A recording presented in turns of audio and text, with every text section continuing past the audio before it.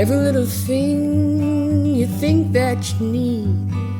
Every little thing you think that you need. Every little thing that's just feeding your greed. Oh, I bet that you'd be fine without it. Hello, everybody. Welcome to the Minimalist Podcast, where we discuss what it means to live a meaningful life with less. My name is Joshua Fields Milburn, and today we have a special episode for you. It's the end of the year. It's the end of 2017, and so what we're going to do is we're going to compile a bunch of our favorite answers to many of our favorite questions from many of our favorite episodes throughout the year. Now, this isn't a comprehensive list of all of our favorite episodes, but we think we have some good answers to some good questions throughout this episode. We wanted to give that to you as a year-end gift so you can start your new year off right. Speaking of the new year, the Minimalists are going to be doing something different in 2018 with our social media.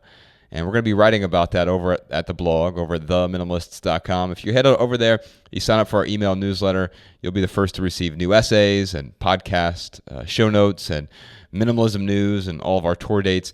But I'm also going to write an essay about how we're going to use social media more intentionally in 2018. And in fact, we're going to be taking a month-long break from social media in January 2018 and then hopping back on in a much different way. And we'll explain that on future podcasts. We can have some discussions about that, but the essays, we're actually going to do two essays. One's going to talk about why we're taking the break, and then the other one is going to talk about how we are using social media differently. And maybe you can find a few ingredients from our recipe that you can apply to use social media more intentionally in 2018 yourself.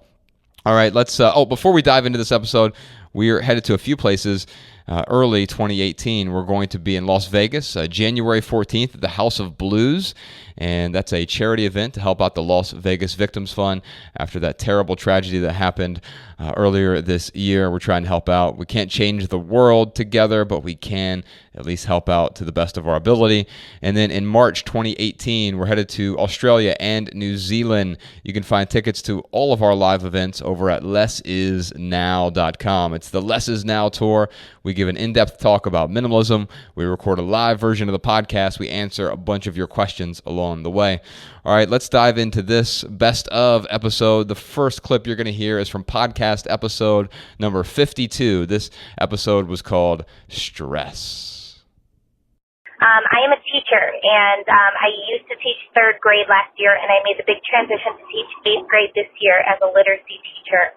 Currently, I have about 120 students, and there are many times, probably about twice a week or every other week, I have to grade 120 papers, and each paper is about 4 to 5 pages, and I can't do that during my workday. And, you know, I don't know if I can go another year. It was very stressful for me. I didn't find it enjoying. I am currently on the lookout for another job, and if I don't get another job, then I will have to go another year with grading that many papers, and that went into my weekend and went, after school, so I really lost a lot of time, and I'm wondering if you guys think that it's worth it to stick with this job. I am hoping to get a younger grade. I really enjoy that. I find that that is my forte. But if I don't, I'm going to have to manage it. So I guess it's kind of a two-part question. Do you think that that is a job that I should stay with? And if I do stay with it, how can I manage that? Wow, Tasha, that is... Josh and I were talking about this as we were listening to the question. I said, man, Josh, it's like she has to read a novel a week. Uh-huh. And then you were like... It's a really crappy novel, though. Right, because it's a bunch of fourth graders, which, I'm sure some of the papers are endearing, but yeah. Eighth graders. Or eighth graders, sorry. Yeah. She wants to go down to fourth, younger She was in grades. third before, right. Yeah.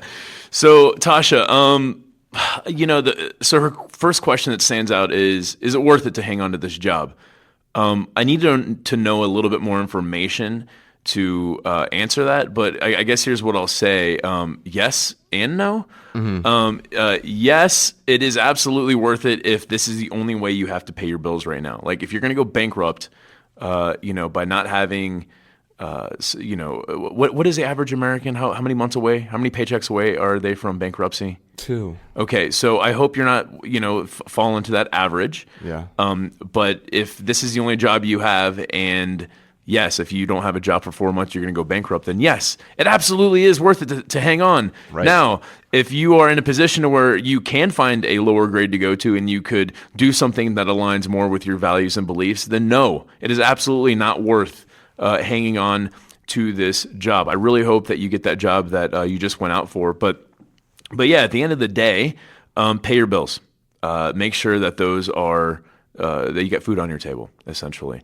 And then I was going to say too, there's no harm with all the paperwork and stuff that you have. I don't think there's any harm to go to someone, a superior, your boss, or someone else who has authority, and tell them, like, hey, look, this is an unbelievable amount of work that I have to do each week, and it's not reasonable. I need to either have less students, or I need to have someone to help assist me, or maybe if somehow we could squeeze in a few hours a week somewhere during work hours for me to get these papers done. But I don't think that's an unreasonable ask. I know when I was managing a lot of people, I respected people who came to me and they're like, hey, my job's too hard and here's why. And sometimes I would look at them and be like, I'm sorry, this is your job. Continue to do what you're doing. Or maybe they bring up a good point and enough people would say something to me and I'd be like, you know what? Something does need to be looked at. But I never looked down on anyone for bringing that up. I think that there are certainly those types of bosses out there.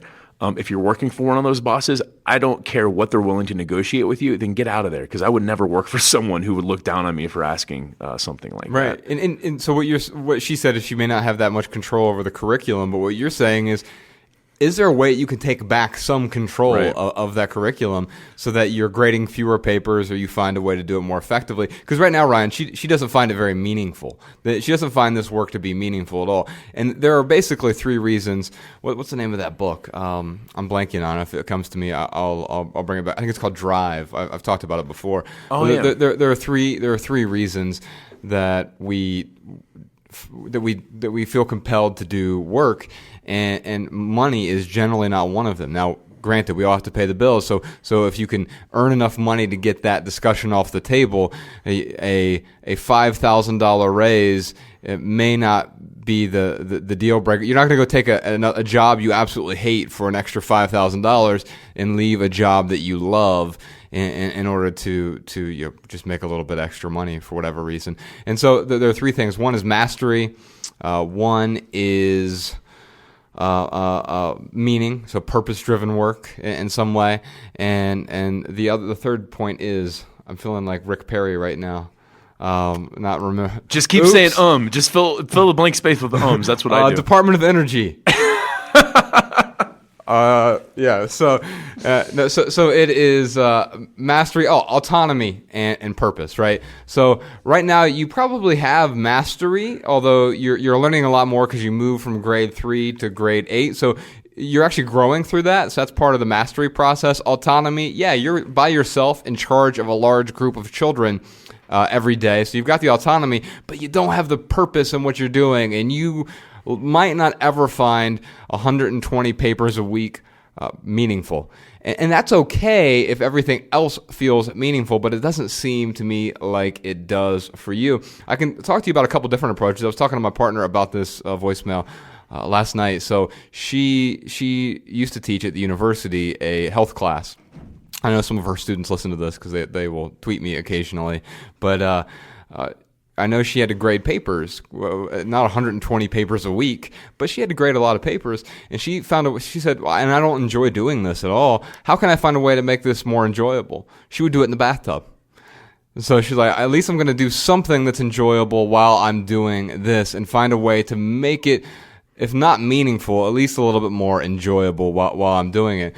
And I can tell you my approach. So I teach that writing class, and I have there's a final assignment at the end of the 4-week writing class that people have to turn in, and I have to grade all of those, but I get some help on those as well. So I have 2 very talented writers. Sean Mahalik helps me out with the class overall, and then Chase Knight, who is a very talented novelist, and they'll both give me their notes on the papers. And so I still have final say and final approval on anything that I want to communicate with the student.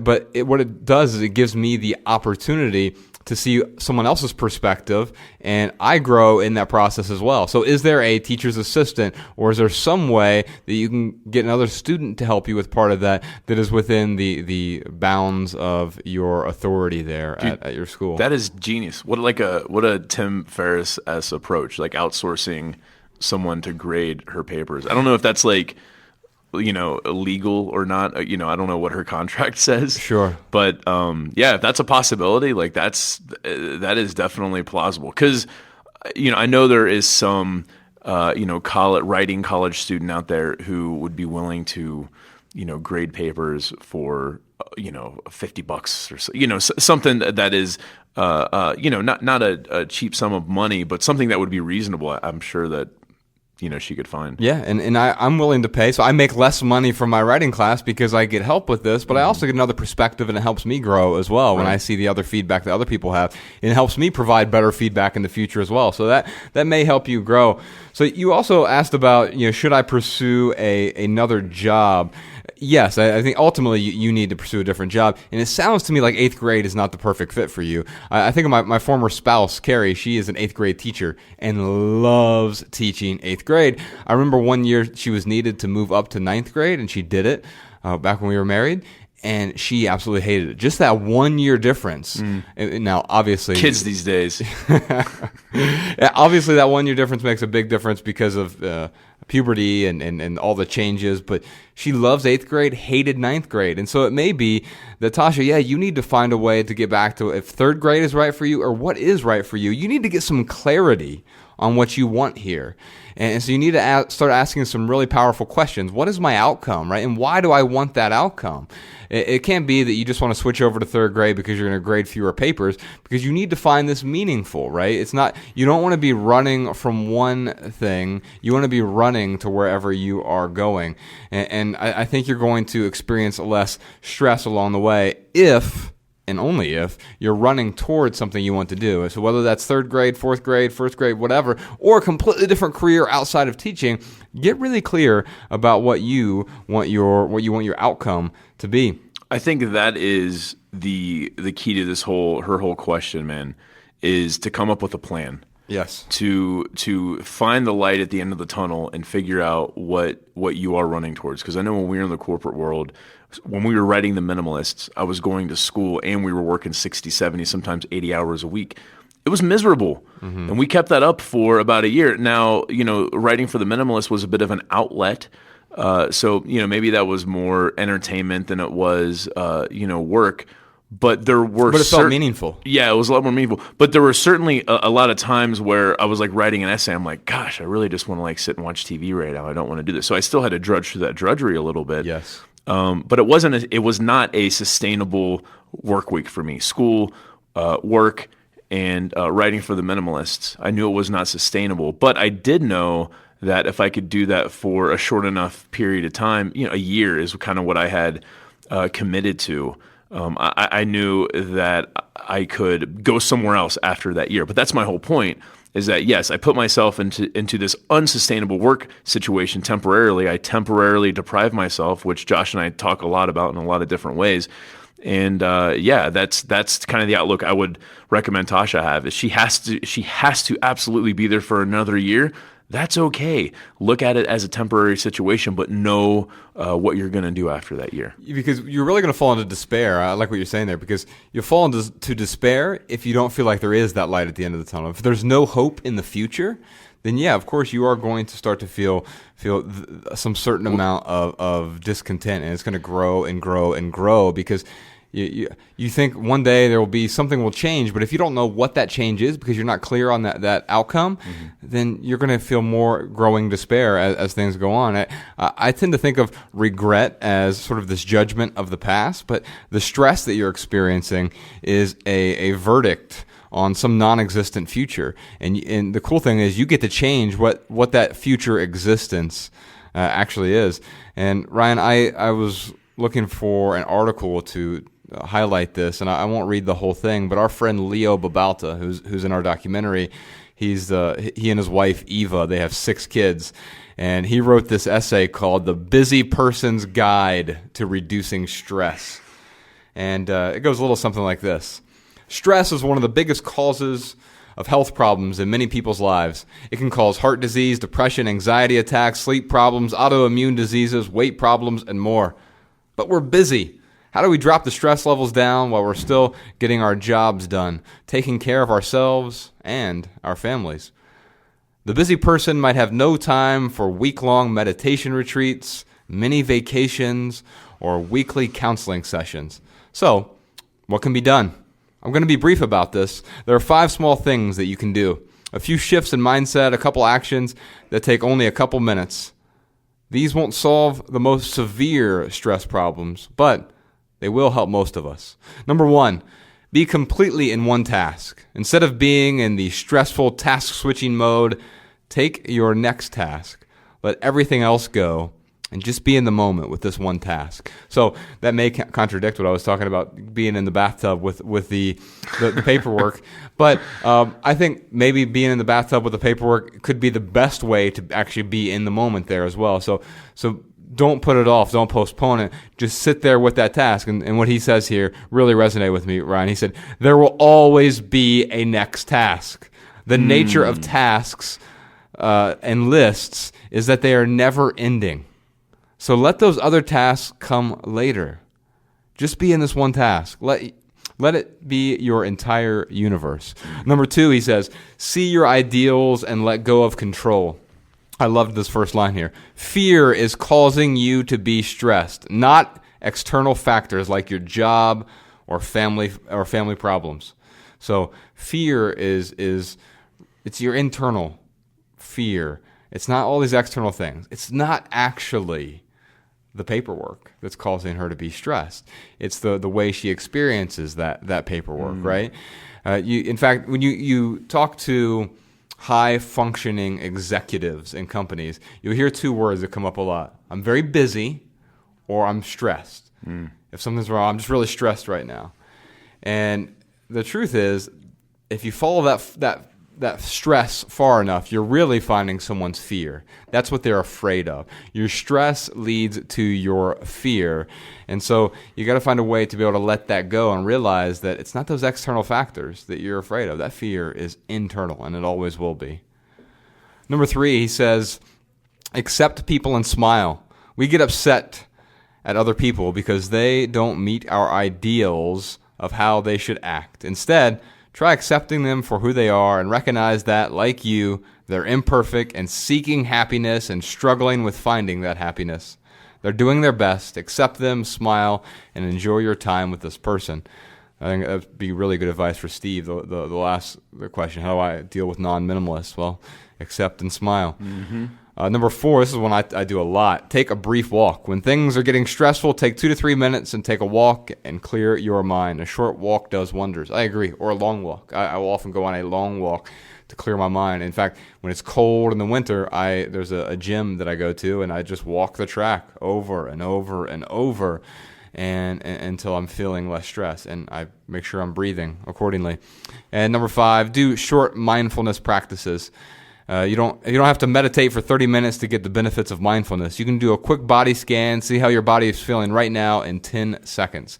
So those are our 5 tips. We'll put a link to that entire article in the show notes. I think that'll help out. And then last, Ryan, Tasha asked, is this worth it? Is sticking it out worth it? And I'll just repeat what Ryan said here. No, but make a plan before you decide to go. Are you in debt? Then get out of debt. You can see our get out of debt plan at theminimalists.com/freedom. I think that will help you out a lot. Also, create some sort of deadline. Ryan talked about a 1-year deadline. Mine was 2 years to get out of debt. Figure out what your deadline is, and no matter what, stick to that deadline to make that change in your life. And then ultimately, figure out what your outcome is. Get so clear about what that outcome is, because making this transition is going to be difficult, but it can lead to a simpler, less stressed life. All right, the next clip you're going to hear is from podcast episode number 56. This episode was called Clothing, and from what I remember, it was one of the longer episodes. We really dove into wardrobe and clothing. So you can go back and check any of these in our archives, any of the clips today, or any other past episodes over at theminimalists.com/podcast. My question is in regards to purchasing items of high quality. I know a lot is talked in the podcast and saw a documentary in New York about purchasing quality things, and I'm referring in this question specifically to clothing. I remember in the documentary there was questions or the discussion of fast fashion, and I was wondering if you had any suggestions for brands or stores to buy clothes at that last. So yeah, we can talk about brands for sure, but with another caveat. So I already mentioned you probably don't need any more clothes. But the second thing is, the things that work for me may not necessarily work for you. The things that add value to my life may not add value to yours, and there's a whole bunch of different reasons. One is we're all shaped differently. I'm 6'2", 160 pounds. And so the things that fit me probably won't fit you if you're of a different size. Sometimes they might. But keep that in mind. Same thing with Ryan. These things may not fit. We can talk about brands that we think are ethical, though. We could probably start by talking about what we're wearing right now, and then that's going to be typically what we do wear. Mm-hmm. And then how do we assess what to wear, right? So I'm looking. Go first. Yeah, I'll look at you, and you're wearing a black T-shirt. Yes. I think you're wearing pants. I can't tell from under the table, but yes. Well, I'll assume you're wearing the blue jeans usually see you wearing, and then you're probably, because there's snow on the ground outside the window, you're probably not wearing your Zero shoes. No. You're wearing boots, I'm assuming. Yep. And if they're the normal boots you wear, they have these bright orange laces in them. Yes. So they pop real nice. That's your pop of color, and then you have some mismatching socks, I'm guessing. Probably, yes. I forget. Yeah, and so that is sort of your uniform in a way, right? Yeah, definitely. I mean, I don't think you would identify, I'm putting on my uniform. No, it's just the clothes you wear every day. You want to talk about why you've decided to have that sort of type of uniform, wearing the same or very similar thing every day? Yeah, it's easy. It's simple.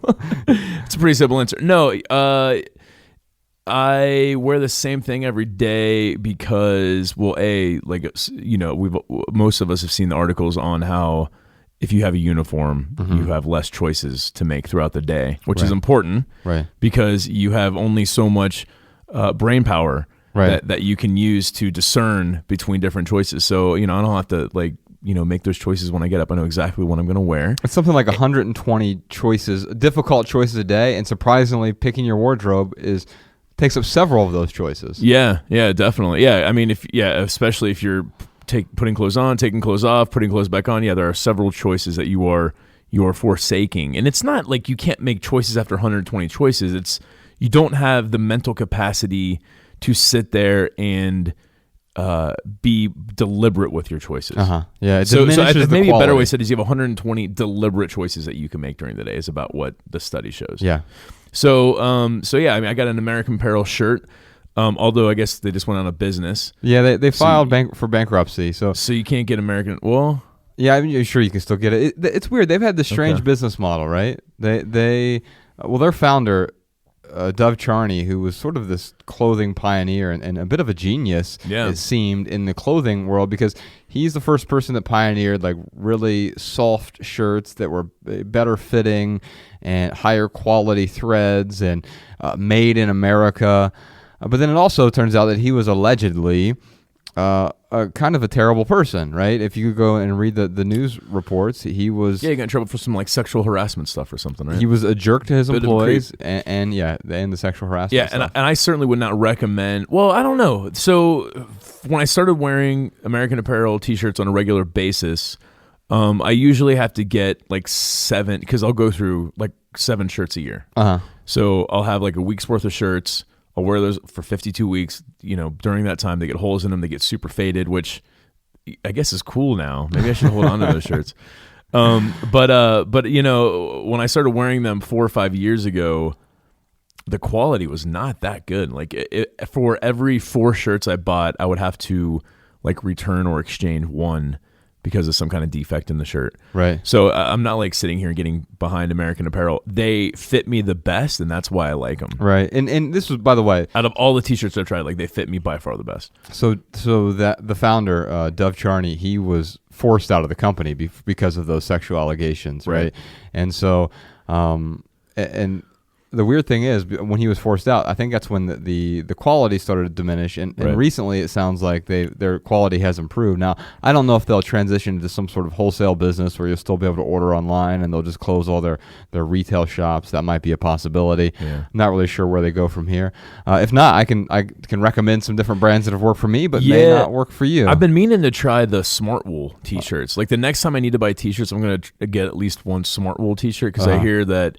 Like, they dry really quickly. They're very comfortable. Right. And the biggest problem I have with my t-shirts, which is why I really ruin them, which I don't think this is cool with the cool kids, is like, because I wear these to the gym as well. Uh-huh. And then, like, they just start to...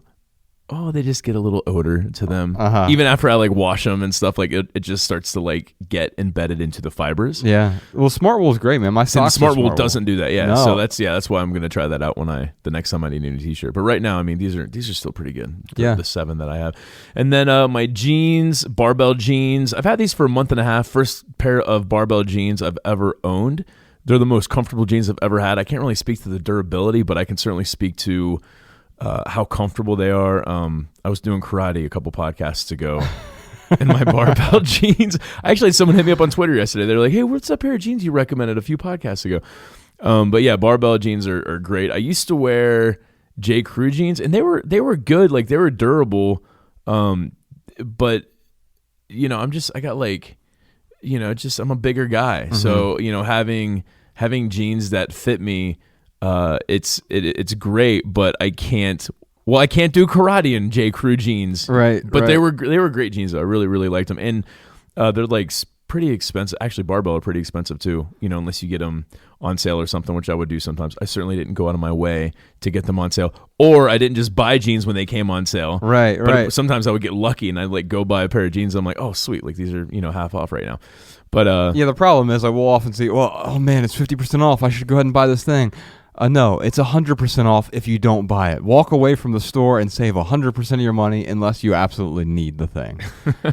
Yeah, and then my boots, I don't even know what brand these are. Like that is awesome. That is so great. I don't even know what brand they are. I know that they are they're comfortable. Uh-huh. They keep my feet warm. Uh-huh. They are waterproof. They look pretty good. I need to replace the soles on them because the soles have like no tread on them. I have fallen like 4 to 6 times in my parking lot. Oh. I was carrying snowboards the other day and like totally ate it. But yeah, because my tread on the bottom is like pretty worn out. But yeah, let's talk about pretty that real simple quick. wardrobe. I think it's a really great thing you talk about. I'm not going to just throw these boots out. I'm going to have them resold. I mean, there are times where if you have a huge rip on the top of a boot, you're going to have to get rid of it, right? Right. Like, you don't want water coming in or whatever. You don't want your toes poking out. But I wear Timberland boots. Those are the main boots that I wear, and I have them resold quite frequently until they find the leather itself finally just wears out. Yeah. So having boots resold at a local, or your shoes resold, if they're the type of shoes you can have resold, is a very responsible way of keeping those shoes around for a long time. Mm. You can wear the same pair of boots for many, many years every single day if you're willing to take good care of them and have them resold. I'm wearing some Timberland boots right now. I'm wearing Smart Wool socks that keep my feet from stinking in the winter. I don't necessarily wear them in the summer. I've never tried. I've had people tell me like, yeah, wearing nice wool in the summer will help actually keep you cooler. So might be something that I'll try out for sure. The pair of pants I'm wearing right now are from Mission Workshop. They're based out of San Francisco. I like that company a lot. They make some awesome bags. Yeah, you had their bag for a long time. In fact, Mariah is using your Mission Workshop bag as well. I've got the Manal bag now. But I gave her the mission. I actually got those Manals off of you so I could give her my mission workshop back. Oh, nice. Because you traveled all around Europe for about a month and had those bags with you, and the only thing you carried. By the way, for people who are listening, if you want links to all the stuff we're talking about, you can just go to the show notes at theminimalists.com/podcast, or if you sign up for our email newsletter, we send out all the notes to everyone whenever a new episode comes out, so you won't miss any of the show notes. So anything we're talking about today, I'm not going to start rattling off a bunch of websites. You'll be able to find it in the show notes.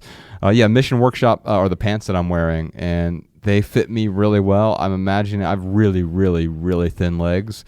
These pants would not fit you very well. Probably not. Because you're a big, manly man with your big calves. But these they make different pants, but they're really high quality. I exercise in these. I could do yoga in these if I wanted to. Can you do karate in them? I could do. I wouldn't call what you do karate, Ryan. Whatever. I would call it like interpretive karate. Well, can you do interpretive karate? I could. Sweet. I don't know if I should though. So these pants work really well. They have a great cell phone pocket on the side, which keeps my phone and the emissions away from my private parts, which is really good. It also keeps me from sitting on it. And I tend to keep my phone in airplane mode anyway, but if not, it's there in my side pocket that zips up. And they're just really comfortable, man. I wear them every single day. They're black. They have a couple different colors. I think the one I'm wearing is called the Signal pants. I also own one other pair of pants, the Division pants, also from Mission Workshop. The sweater I'm wearing today, or actually underneath the sweater, this is a used T-shirt from Save Khaki, one of my favorite T-shirt brands. I got it used on eBay, though. And so that's one of the things I like to do. If I need something, I'll see if I can first get it used, because I think it's one of the most responsible ways to purchase gently used clothes. It's still new to me. The cardigan I'm wearing is from Everlane, and I really like what Everlane does. Everlane has this transparency policy, or transparent pricing. They'll tell you exactly how much it costs for them to manufacture the thing, and they'll show you all the costs that go into manufacturing it. So say this sweater costs, I don't know, $90 or something, and I've worn this sweater for years. They'll show you how it costs them $50, and then what their profit margin is on top of that. And so it's radically transparent pricing. Some other shirts, Ryan, that you might want to try if you're not able to get the shirts that you're wearing anymore. Michael Stars, they're made in the United States, and they're really super comfortable. I was wearing one of his or their T-shirts yesterday. Michael Stars has been a good brand for me. So Save Khaki, Michael Stars are the T-shirts I personally enjoy using. But I've never got anything off of Everlane. Is Everlane a brand, or is it a supplier? It's a brand. Okay. Yeah, and they make really good T-shirts as well. So the folks at our coffee house down at Bandit Coffee Co., Joshua Weaver and his wife Sarah, they've actually done some photo work for them in the past, but they they do really beautiful minimalist clothing and source it in an ethical way. I don't think they make everything that they make in the United States, but that's okay. They still find ways to make it ethically outside of our borders. The coat that I wore here today is from Patagonia, and I won't beat you over the head with their story, but I would really encourage you to go check it out. Yvonne, who the guy who started the company, he is just amazing, and his ethics for his company are beautiful. He wants to make really great items that last a lifetime. In fact, they send a van around the country and repair your stuff for you. So if my Patagonia coat rips in time or something wears out, they will repair something on it for me, even if I've owned it for 20 years. And they also encourage people to not buy their stuff. I love it. Brand new. It's like their advertisement. You do not need this jacket. Right. And what they'll say is, buy our stuff used if you have the opportunity to buy it used. Get your stuff fixed instead of buying something new. And when you actually do need something new, then we are here for you. Also on Black Friday, they did something really cool, Ryan. They donated 100% of their profits. That was awesome. That was really cool. All the money they made on Black Friday, they donated that to charity. Everlane in the past has closed on Black Friday. So we just mentioned Everlane a moment ago. They'll close their website. You go there on Black Friday, or maybe it was Cyber Monday, or maybe even both, and it says, sorry, our website is closed. REI, which is the retailer that sells a lot of Patagonia stuff, they closed on Black Friday. They have this whole opt outside campaign. Instead of just opting out of Black Friday, it's, hey, get outside while you can. It's Black Friday. Everyone else is shopping. Why don't you spend some time doing something more intentional with your day? So I just really enjoy when different companies do different things like that are contributing to the greater good. In the summer, speaking of contributing to the greater good, in the summer I tend to wear Tom's shoes. They work really well for me. They're my favorite walking shoes, actually. I know you wear Zero shoes. Yeah, my feet stink so bad when I wear Toms. Maybe you need some like smart wool socks in the Toms. Something, man. No, I wear the Zero shoes because my feet can sweat freely without ruining a pair of Toms. Yeah, so for the folks that saw the documentary, they often thought you were barefoot. Or they'll see us on tour and you're wearing these Zero shoes, which is... They're like, dude, come on, man, barefoot, really? I'm like, I got shoes on. They're just not very big. They're just... They're minimal. They're minimal, exactly. Yeah, but you've really great, enjoyed man. those, man. I love them except for the first 2 weeks of the summer that I wear them. Because like you got to break your feet in, man. Because like you you start using muscles that you're not used to using with padded shoes. You've got calluses you got to put on your feet. Because it's really like walking barefoot, but with a little bit of protection. Yeah. So during the summer, like Mara and I will easily get like 10 to 15,000 steps in a day, easy.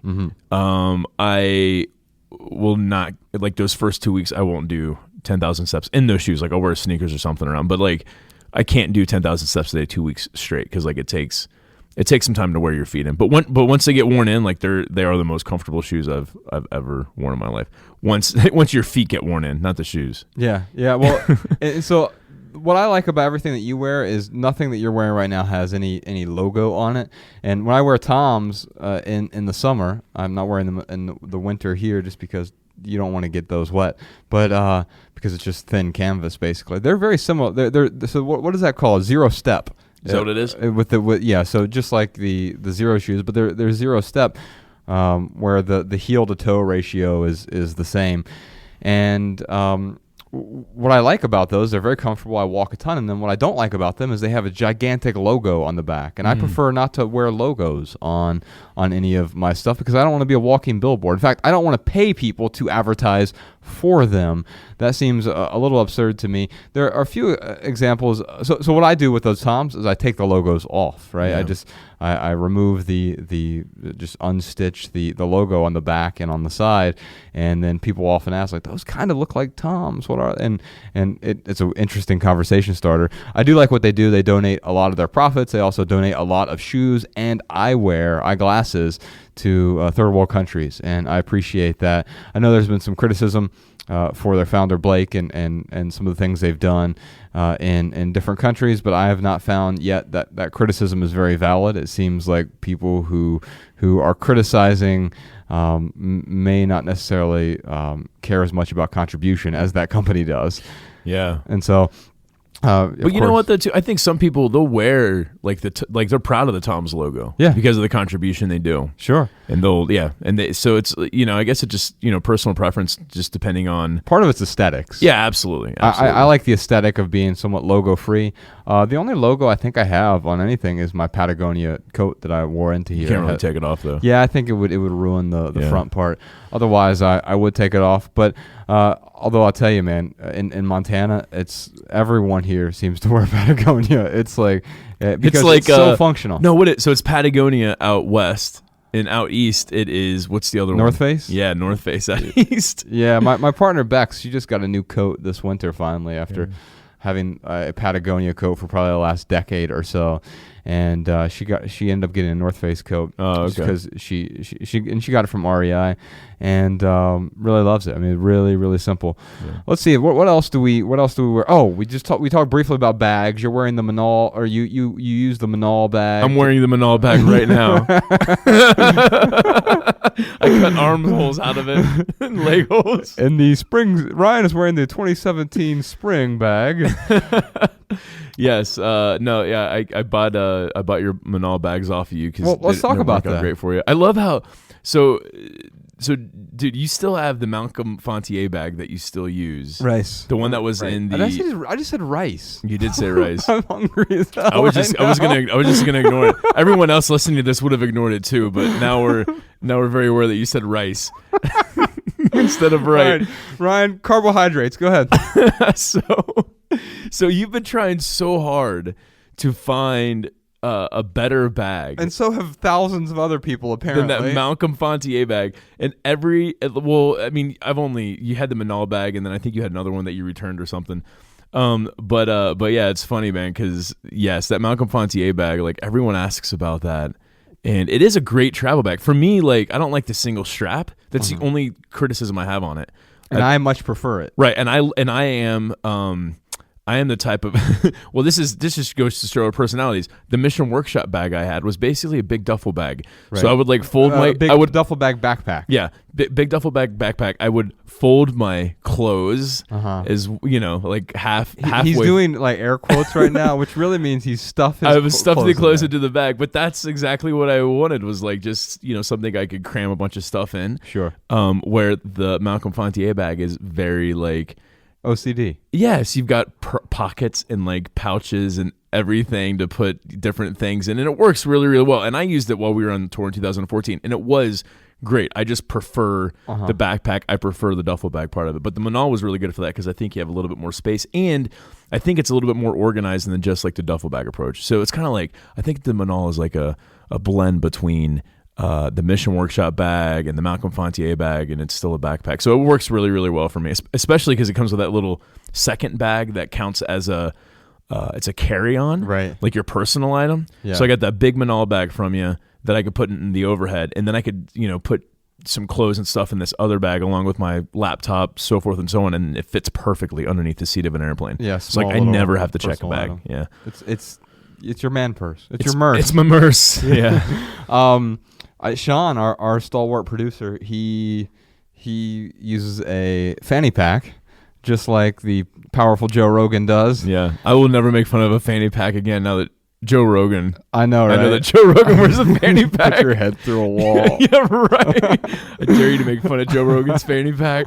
Yeah. So, if I needed a fanny, I just don't need it. I don't carry much with me. The wallet that I have is a money clamp, which we talked about on previous episode, and so I have a phone in my pocket, and I have chapstick in my pocket, and I actually have a bunch of pills in my pocket too. But that's just my vitamins for what the What was this question we were talking about?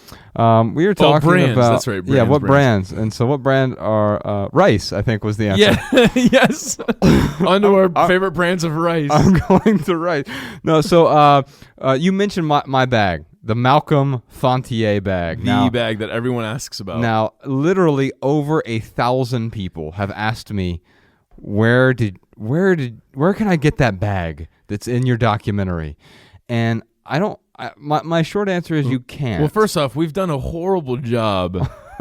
If you've watched our documentary, and the biggest takeaway was, I need to get that bag. It's funny you say that, Ryan, because I was on, so we just put up that Love People Use Things wallpaper, and I posted a picture of it on our Instagram account, and back-to-back comments on that picture had nothing to do with the picture, although it had to do with the documentary. This person said, your documentary and your books have absolutely changed my life. I just want to say thank you so much for what you do. I just want you to know that I really appreciate it.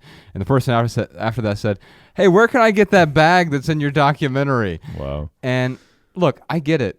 We all find value in certain things. And if you truly need a new bag, that Malcolm Fontier bag could potentially be a great bag, but you can't have it. I'm sorry. There's only one left because Malcolm Fontier, he started this sort of art project. It was a 5-year project where he made some very deliberate goods in the late '80s and early 2010s, early teens. I don't know what you would call that. But I think in 2013 he ended that project. So he stopped making bags. He said, okay, my 5 years are up and I'm done with that. So there's a very limited number of bags that he made and put out there.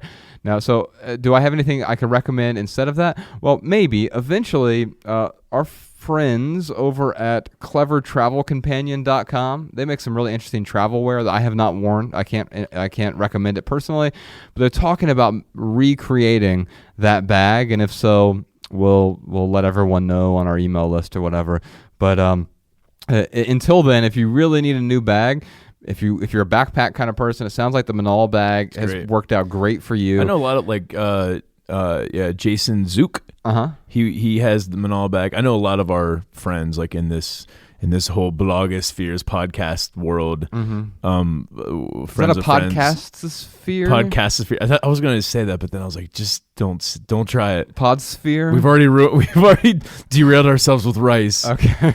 But no, I know a lot of people who use it. I see them posting on the social medias, and I feel the same way about the bag. I absolutely love it. I haven't posted it because I don't like to brag about the things that I have. Yeah. And in fact, and again, like the things that I have, it adds value to my life. Doesn't mean it's going to add value to other people's life. and I had a lot of trepidation going into this episode because I tend not to recommend brands. We don't advertise for anyone.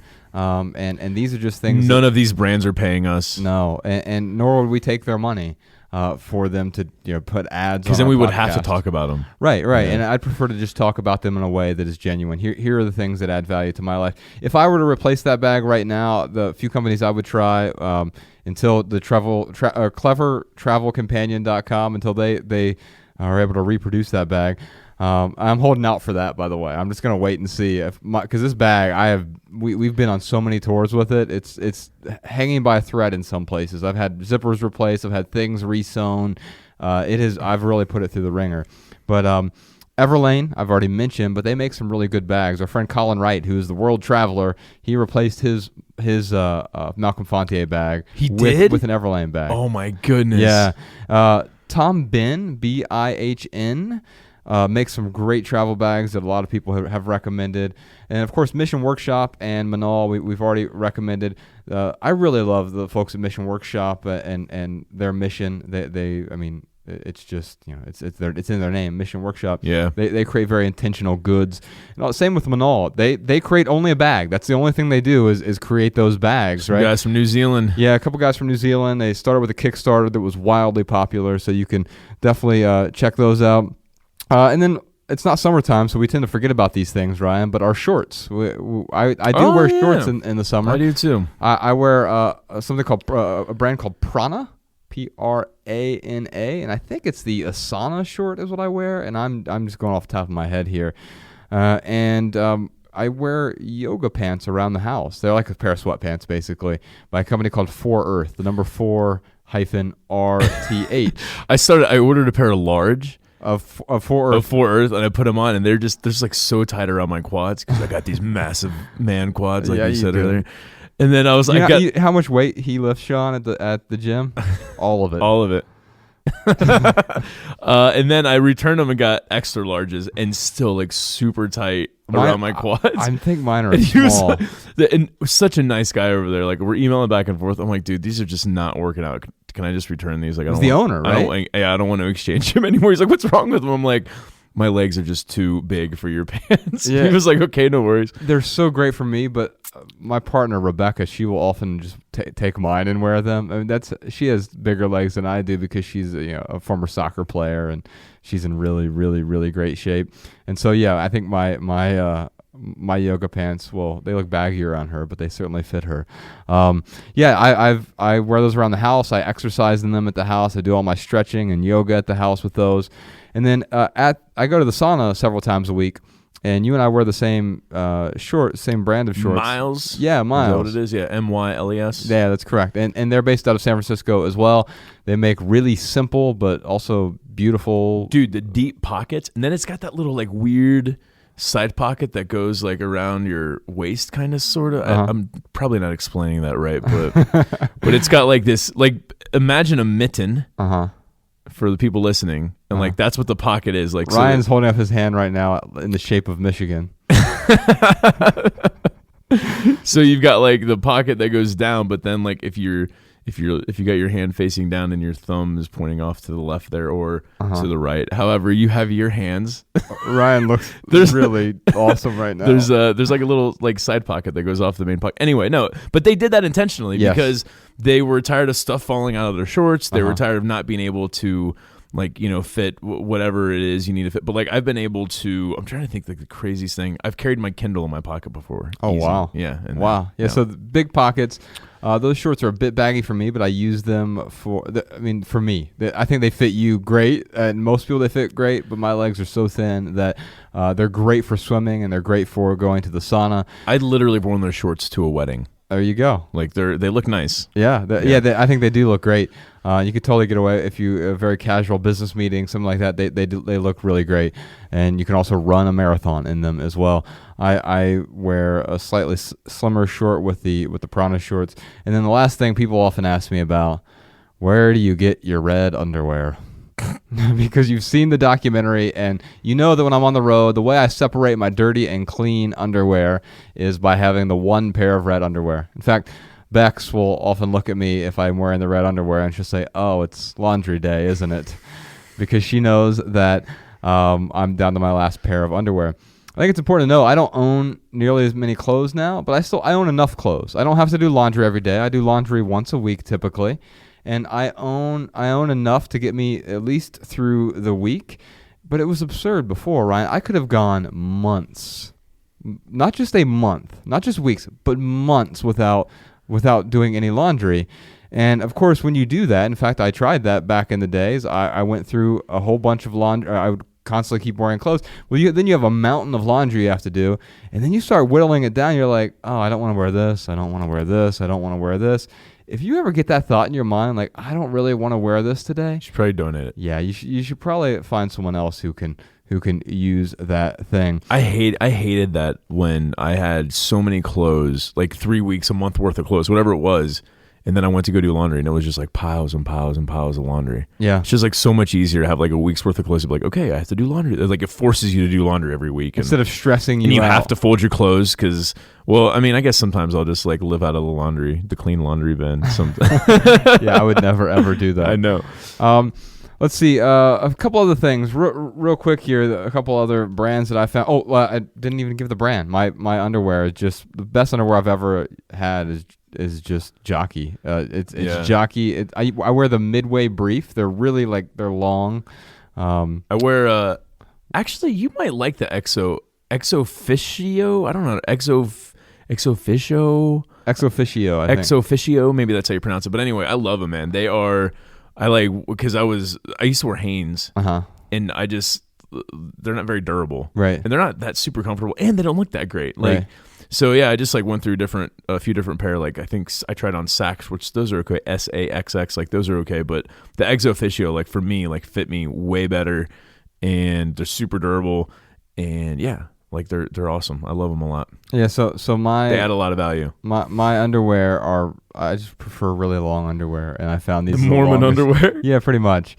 And so what else? Oh, real quick, I wear some flip flops. Havanas, I think they're called.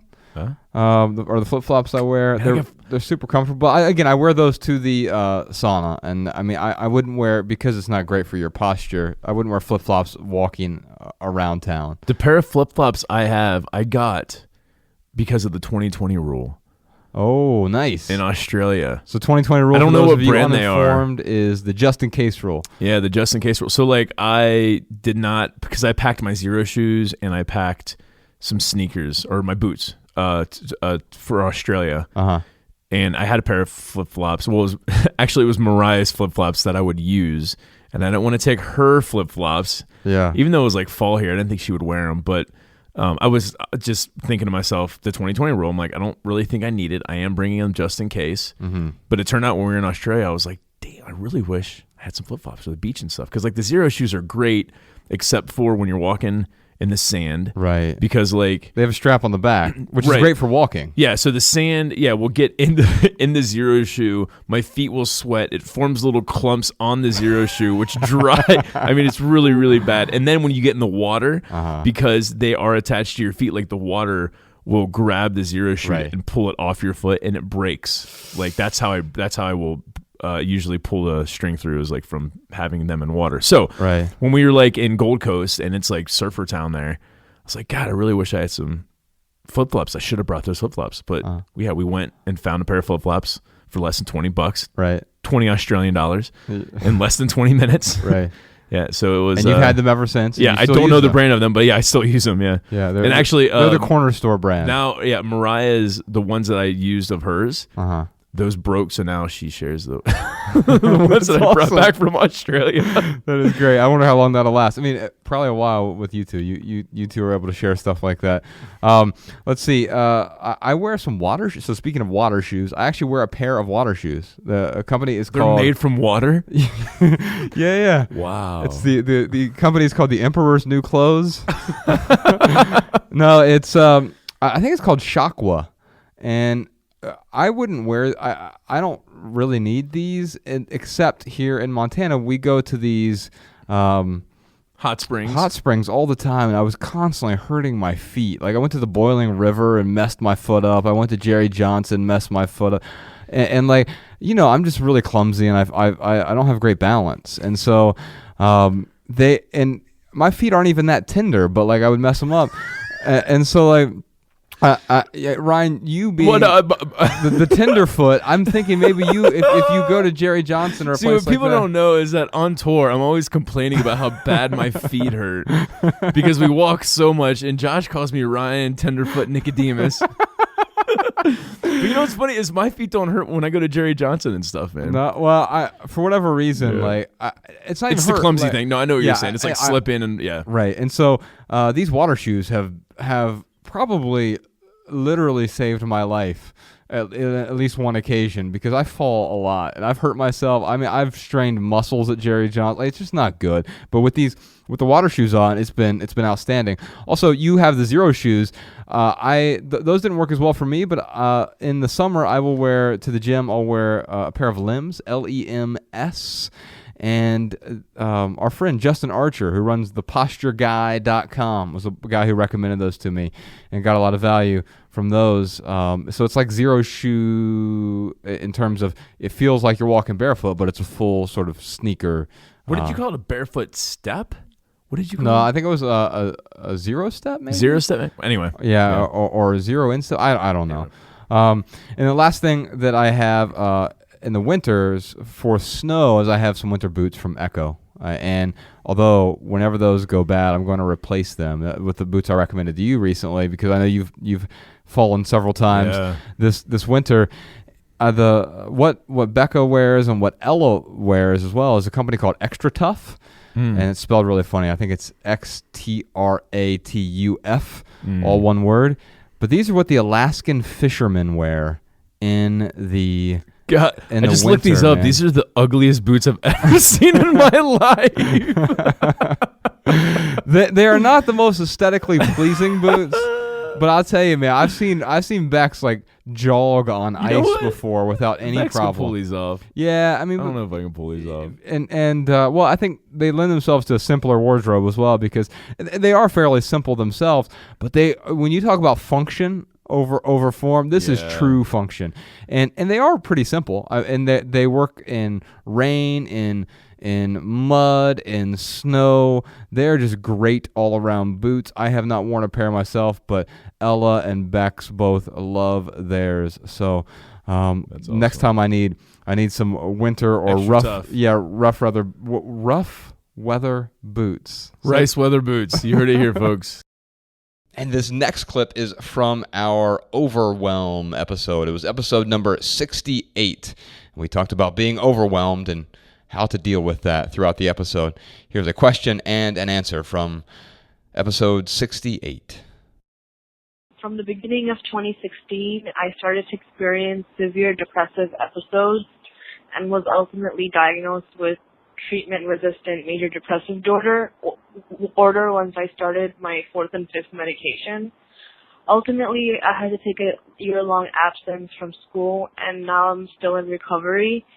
Although I recognize now that I have a serious real mental health disorder that I have to live with, I still can't come to grasp the term that my life has suddenly taken. As a type A personality, I am unable to process these changes and allow myself to forgive myself and move on from what appears to me to be like a failure. Leaving school abruptly while temporarily while it's temporary, it shook my confidence and self-esteem and has plunged me deeper into depression. My question for you guys is, do you guys have any advice for me on dealing with these unique circumstances? How do you guys deal with setbacks? How do you view failure, and how do you process failure? Do you believe it is possible to have a functional, meaningful life even if you suffer from mental illness, like severe depression or anxiety? Miley, we are, first off, grateful that we're able to add value to your life. But, yes, it is absolutely possible to live a meaningful life when dealing with a mental illness. So I just want to reassure you that. I thought of this parable last night, Josh. I don't know if you will enjoy this because I know you hate animals. Animals and onions, Josh despises. But I kind of like giraffes. Those big purple tongues. They are pretty cool. Recently they found out there are 4 different species of giraffes. Like, it's not just one specific giraffe. Anyway, so I always ask Ella what sound a giraffe makes. What does she do? Stick out her tongue? Well, no, because no one knows, right? And so I told her that it goes. And so we'll be somewhere. Ella will be at someone's house, and all the kids are together playing, and I'll say, "Hey, Ella, what sound does giraffe make?" And she'll look over and she'll just go. And all the parents are like, "Is that? I guess that is the sound a giraffe makes." Oh my goodness! It sounds like an elephant that has lost its voice box or something. All right. Well, here's the parable I have for you, Miley. I want you to imagine a stray dog that you find on the side of the road. It's been hit by a car and it's wounded, obviously. And as you approach the dog, it kind of snarls a little bit out of fear and tries to keep its distance, but eventually she realizes you are her only hope for survival, and she lets you pick her up. And at first embrace, she looks at you with those big puppy dog eyes. Funny how adult dogs can still have puppy dog eyes sometimes. And, gives you a nice slobbery lick on your face. And after you save this dog's life with the help of a vet, you bring her home, and she is as happy as can be, and it seems great. But then, the first time you invite company over, she gets scared, pees on the carpet, and runs and hides. And you think to yourself, well, this is, I got to acclimate her to company. I got to acclimate her to my friends and family. So you think, yeah, eventually she'll warm up to others. But you know what? It never happens. And time again, the dog gets scared, it hides, it pees on the carpet when anyone else comes around but you. But you and this dog have a very, very good relationship. So what do you do? Do you start to despise that dog? Do you start to hate that dog? Do you get rid of that dog for its repeated failures to acclimate towards other people? Of course not. You're going to love that dog. So I guess here's my point, is we all fail. We will all fall down at some point. But after we fall, isn't it wonderful when a kind person reaches out their hand to help us get back up on our feet? So, I think my biggest piece of advice for Miley here is you have got to find people who are going to be there to extend a hand. And you have to avoid the relationships with those who don't. At the end of the day, the people who judge us for failing, who pass up the opportunity to help us get back up on our feet, they don't deserve to be in our lives. So, I know we preach community all the time, Josh, but I think in Miley's situation, this is probably this is what I would see as her number one focus, is having people around her that do care for her, that are going to offer a hand when she falls down. We all fail, every single one of us. In fact, the one thing I do want to recommend for Miley here is a TEDx talk by a gentleman named, I'm going to really butcher this name, I think. It's Jia Zhang. Okay. All right. I think I actually, that's probably really close. Yeah, you pulled it off. Yeah. So it Bravo. is. Thank you. It is this gentleman who, I'm just going to give you the gist because I don't want to do any spoiler alerts. And it's a 20-minute long or 15-minute long TED Talk.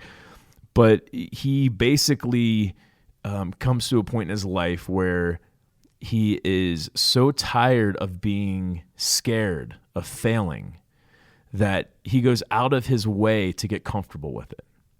So he literally goes out and practices failing, and it's a great story. And we saw this guy talk at the World Domination Summit that Chris Guillebeau puts on. Yeah. And it was by far, I think we've been to like 3, maybe 4 World Domination Summits. The best talk I've seen out of all his events. So I mean, for me, it really motivated me. So we'll put that in the show notes. But yeah, I would recommend watching that also to kind of help you get over your fear of failing there. I was thinking of the first scene of House of Cards when you were going through your parable, but apparently it ended differently from that. Yeah, for those who don't like animals, sorry for that parable, but I know we got a lot of readers who love their pets. I was just thinking of Frank Underwood in that first scene. Anyway, so first off, obviously, Miley, I'm not a doctor. I don't play one on the podcast or the internet, and so I'll give you some advice as if I were in your situation, okay? And so first off, you talked about how you're a highly ambitious med student. There's a line from our book, Everything That Remains, that you reminded me of with your question. It is not ambition that sets a man apart. It is the distance he is prepared to go. And I think that's true. We can all be ambitious with respect to something, but there are always going to be obstacles in the way as well. Bex is reading a book by Ryan Holiday right now called "The Obstacle Is the Way," and I think we need to keep that in mind. Like there will be obstacles, but we have to go over them. And for you, this depression is an obstacle, or what you're calling a mental illness. Is that the book that is Bex part of the? She's part of the book club, right? Yeah. With Jess Williams and Mariah and stuff. Yeah. Is that the book? Right. Yeah. Right. It's funny because I was telling this parable to Mariah. I was like, "Does this make sense? Like, is this art?" And she recommended that book as well. So, but yeah, it really isn't the ambition. It's the distance you're prepared to go, and there will always be obstacles in our way. And you mentioned how sometimes we fail, sometimes we succeed. And I remember when we used to do interviews, we would interview people. We say, "What's your biggest weakness?" or "Tell me about a time you failed." And the problem with that is it's not binary like that. Most of our failures are also successes, and most of our successes are peppered with failures. And once we realize that there are going to be miniature failures along the way, there will be miniature successes along the way. It's all an amalgamation of both. You're not going to learn. It's like when I play basketball, right? If I'm shooting free throws, I'm not going to make 100% of them. So if I shoot 10 and I make 8, that means I failed twice. Sometimes I'll fail 5 times. Sometimes I won't fail at all. And it's really up to us to say, okay, that isn't a failure. It's just something I missed. And the overall, I can determine whether or not is a success or a failure. But for Miley specifically, I think of the Tony Robbins quote. He says, "We don't get depressed, we do depressed." And I think that's true most of the time. Even when we are in a depressed state, we can often change that by changing our state, by changing our physiology first. So the first thing we want to try to do is change our physiology. Many depressed people don't exercise. And so finding ways to get rigorous exercise in, there are a lot of studies that show that people who are depressed, when they implement rigorous exercise for just a couple weeks, have found that their levels of happiness and contentment raise significantly. So 45 minutes a day, every day for 2 weeks, and you'll notice a significant change. But you'll notice the change even before that. If you go look in the mirror, put a big smile on your face, jump up and down for 10 seconds, as silly as that sounds, you do it by yourself, no one's going to laugh at you. You're going to feel a change in your physical state.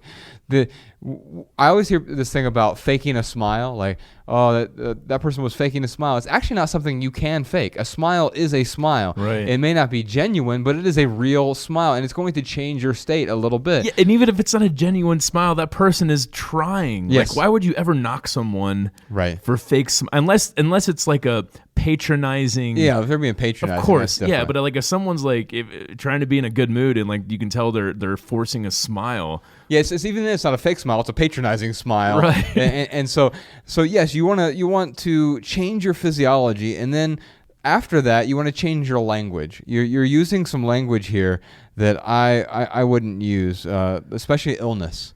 And I get doctors use this, but they'll use the term illness. But to me, that is a limiting belief, right? And we all have obstacles in our way. And so maybe instead of saying illness, say I have some mental obstacles. It's okay to say that. Yeah. It's okay to reframe it, because once you reframe it, the language that you use, you'll be able to start focusing on what you can do as opposed to what you can't do. So the language you use will then lead to the focus. If you change your body language, or you change your physiology, you change the language you're using to frame whatever this challenge or obstacle is, and then you're going to change what you're focused on. Because if you focus on the right things, what you can change, then you'll start changing them. If you focus on things you can't change, you'll feel overwhelmed, you'll feel despair, and then of course you'll start to feel hopeless longer term. Moving on, here is another question and answer from our values episode. Certainly one of my favorite episodes of the year. It was episode number 69, where we really get into the different types of values and try to help people understand what their values are so they can live a more meaningful life. I was really unhappy for about 7 years, and I had unhappy marriage, and an unhappy life. And last spring, me and my wife sold pretty much everything we had, and we took a 6-week trip across the United States with our 2 toddlers. And now I live back in Vermont. I have a completely different job, and I've really embraced the minimalism point of view. My question for you today is about values. In the past years that you've been a minimalist and identified as that, have you found that your values have changed? And how do you deal with that? And what's the best way to deal with that? So Andrew's story reminds me of a story that I was telling on Facebook Live the other day, Ryan, when we were having one of our Mondays with the minimalist sessions. We were answering some questions. And to me, I have this friend. He does canning, or what they're jars, but we call it canning. But they're mason jars. And I want to call it mason jarring. But he does jarring with like foodstuffs, right? I love food. Me too, man. And so, but if you have a whole basement full of these jars, before you put anything in them, you have to boil water and sanitize these things so that they're clean. But if you boil the water and sanitize these jars and then put them back on the shelf for a month, they're not ready a month from now, right?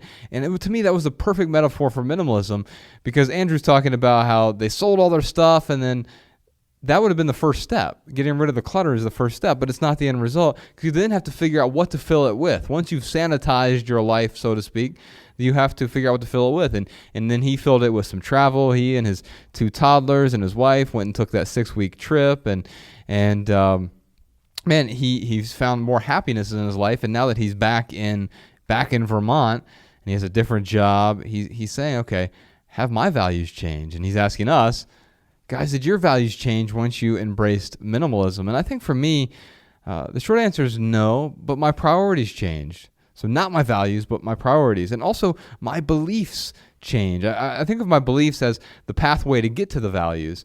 And that's why Ryan and I have radically different beliefs about religion and also about politics, but we have similar values. We get to the same place via different pathways. And I've recently been writing about this and thinking more about it as not just a road pathway, but more like a waterway.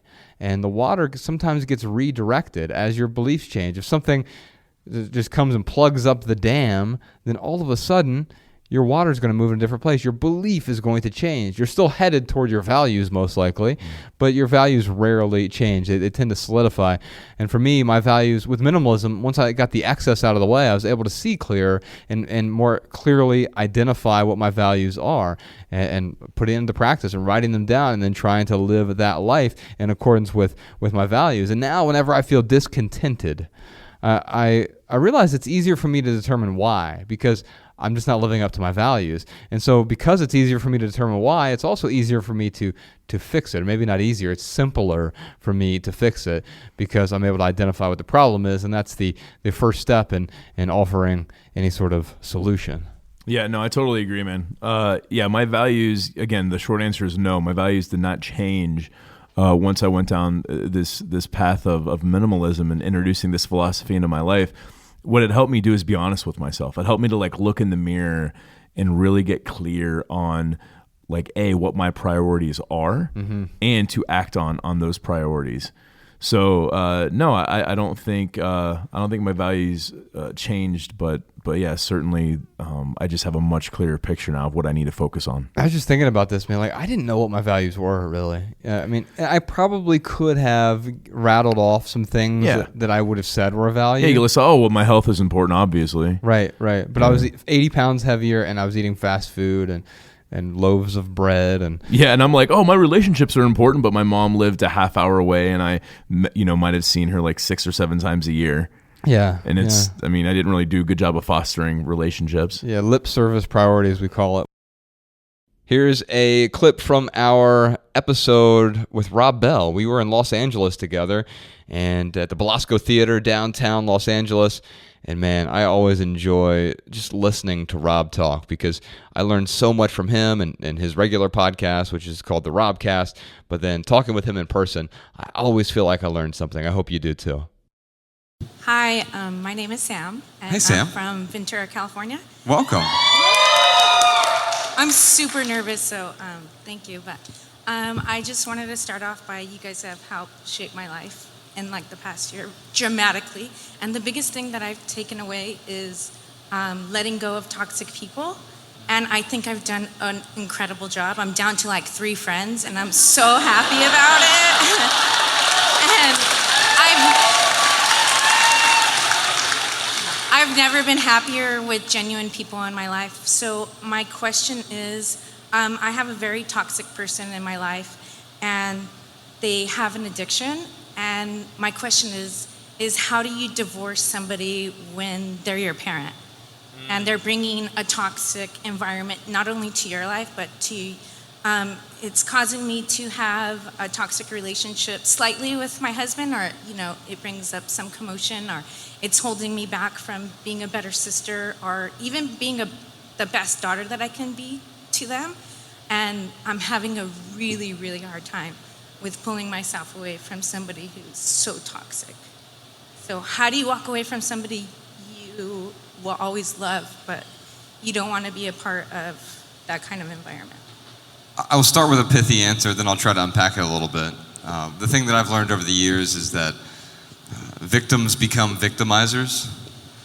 And so I had people in my life for sure that played the victim role repeatedly and dragged me down with them. And so we all hear the sort of platitudes of you are the 5 people you surround yourself with, your 5 closest friends.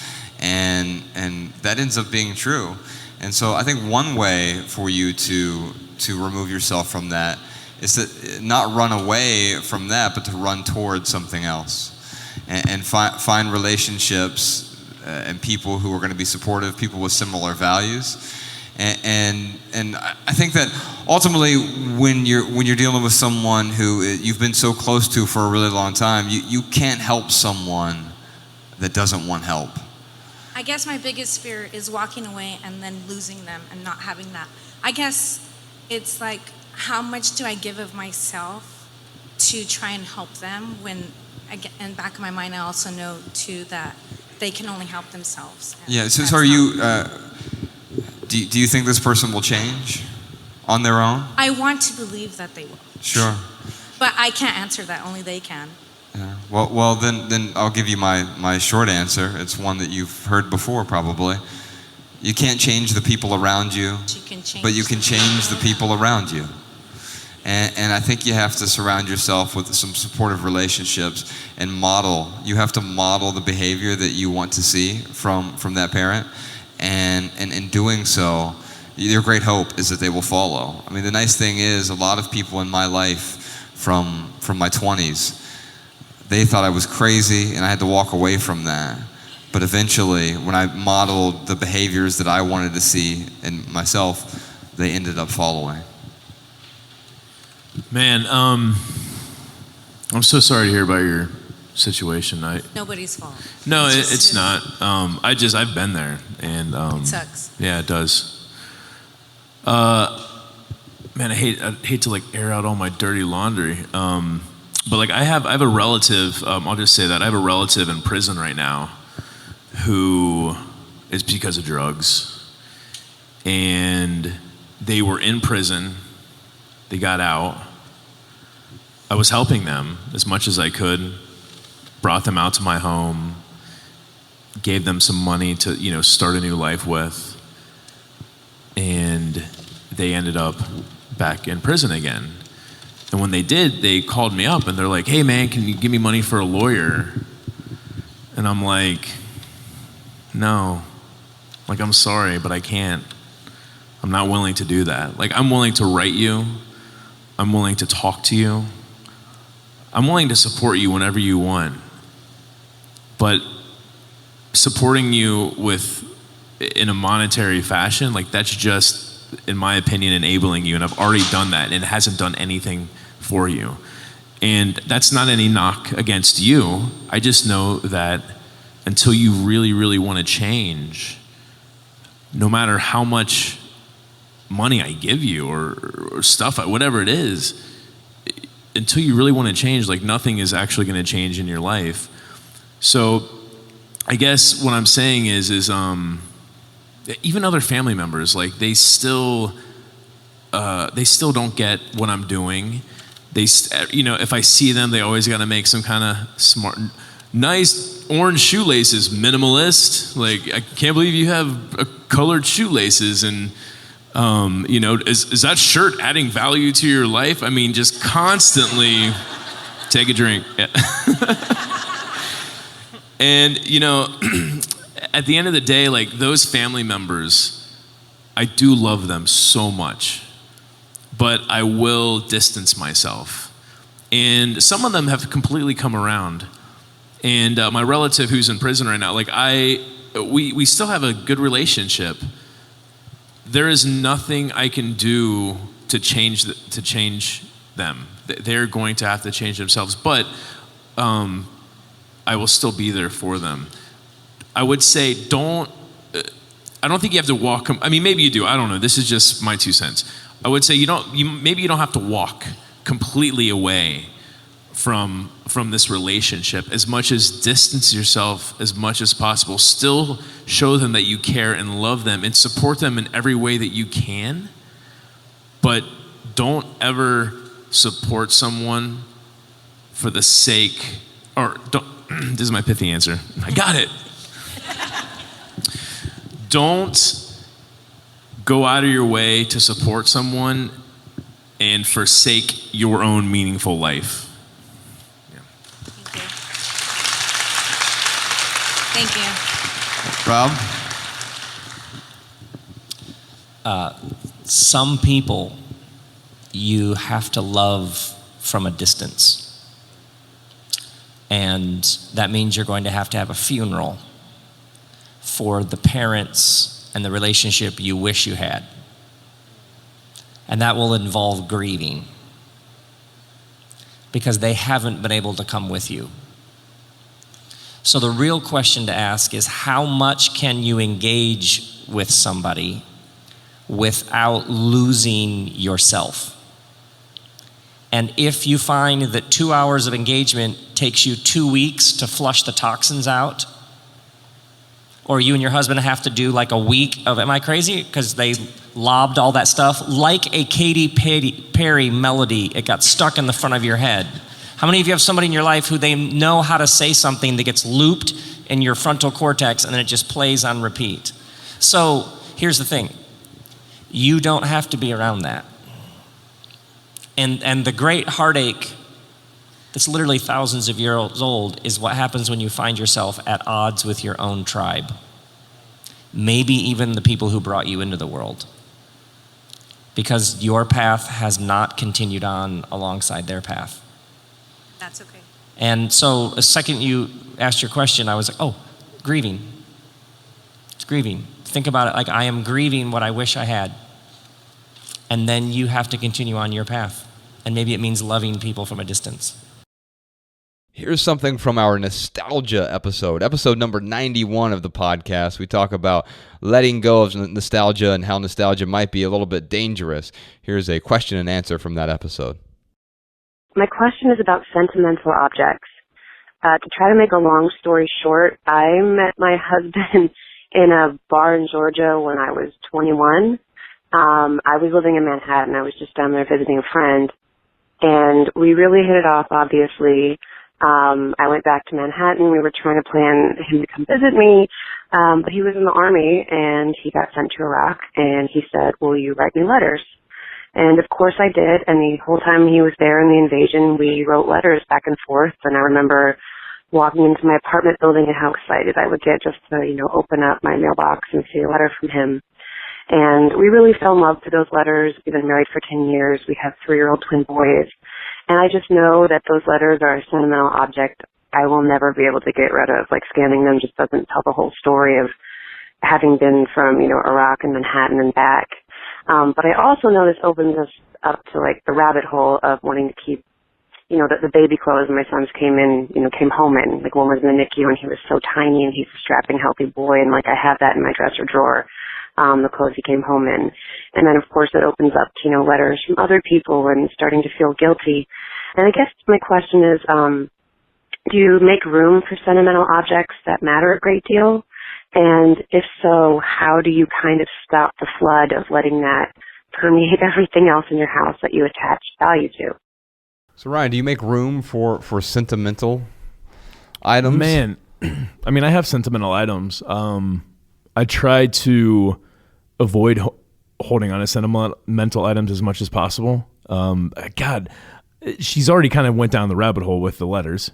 Yeah. So now she's like, I think her question really is like, okay, I've got these letters. I'm not asking how I get rid of these letters. I'm not willing to get rid of these letters. They Right. had a lot of value to my life, which is great.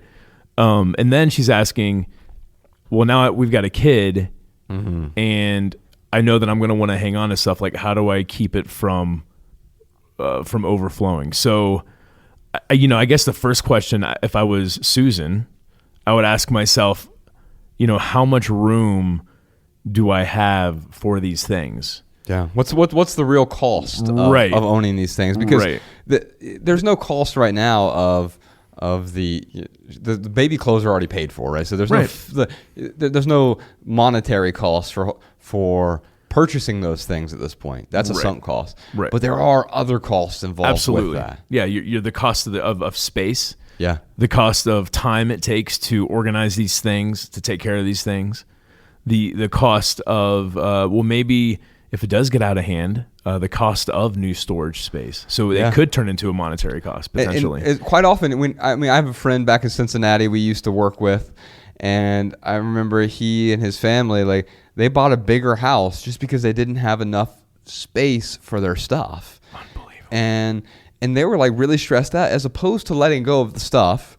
They were able to justify having a larger mortgage, being tied to more debt, just because they needed more space for the stuff, which, by the way, he even acknowledged to me. He goes, I don't use most of this, but I just feel like we have to hang on to it, and we just need more space.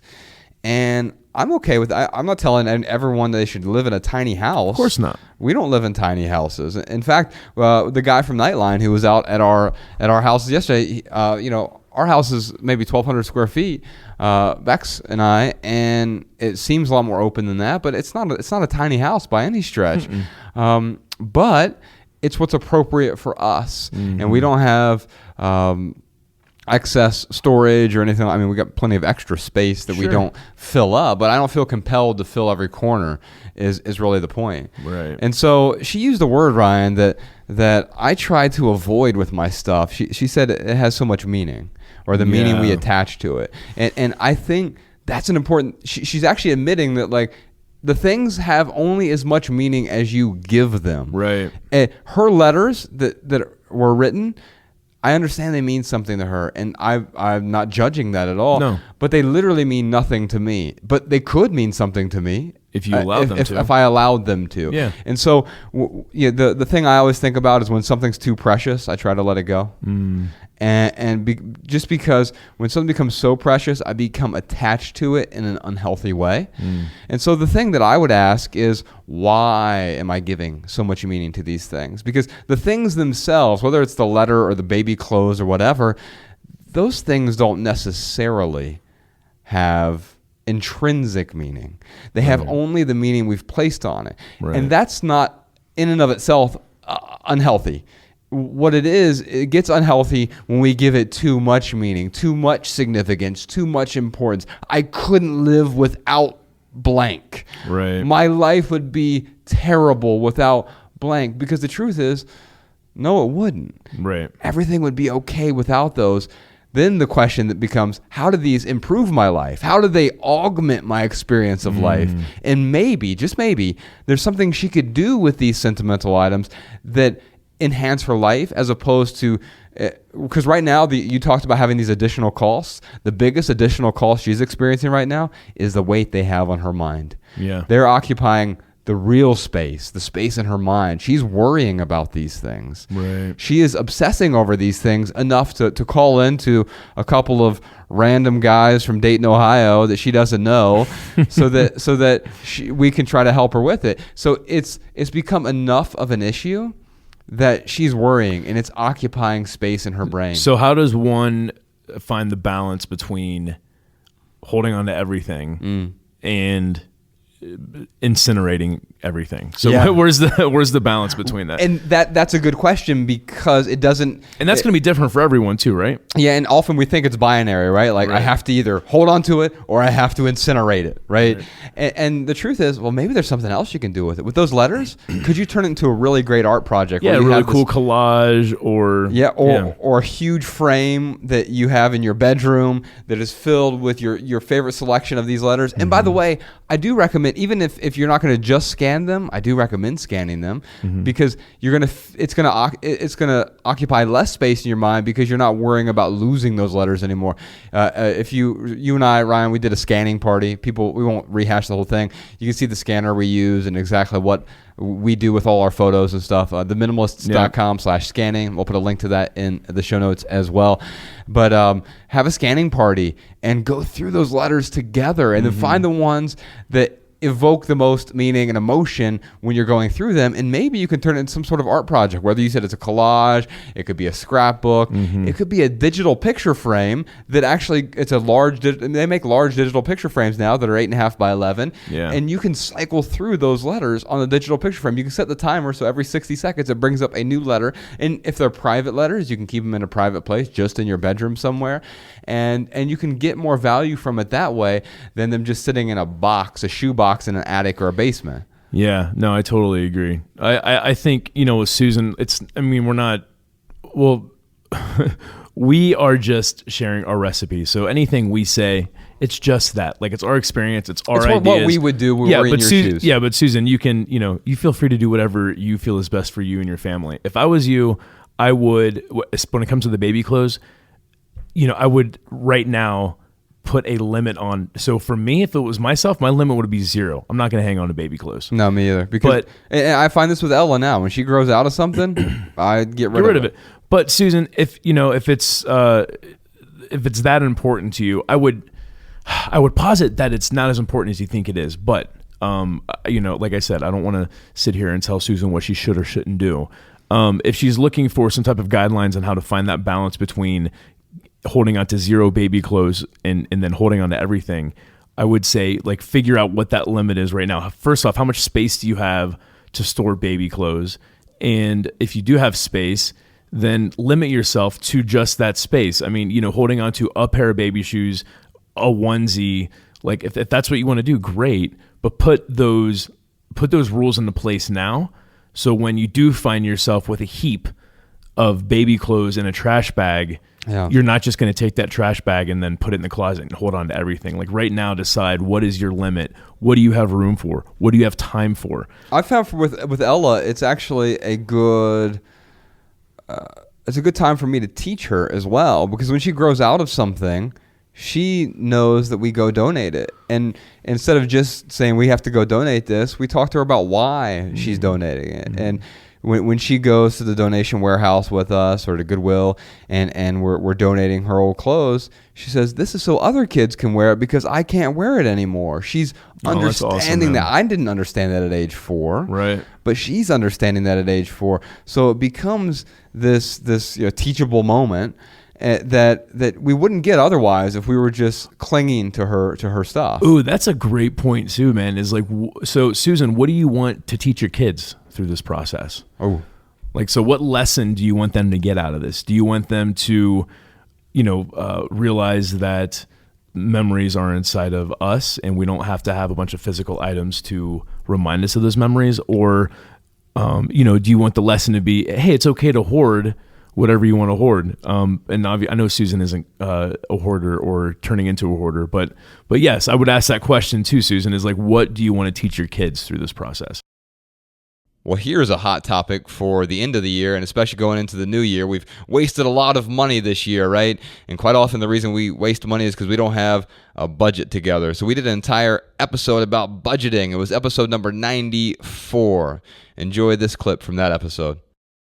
I have recently been applying minimalism to my finances.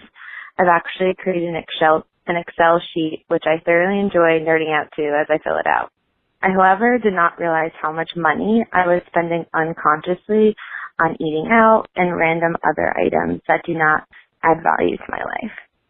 Anyway, I'm wondering if you have any words of wisdom to encourage patience with myself and or how to speed along the process of developing and adhering to a realistic value-based budget. So, I got excited when I heard the word Excel spreadsheet, Ryan.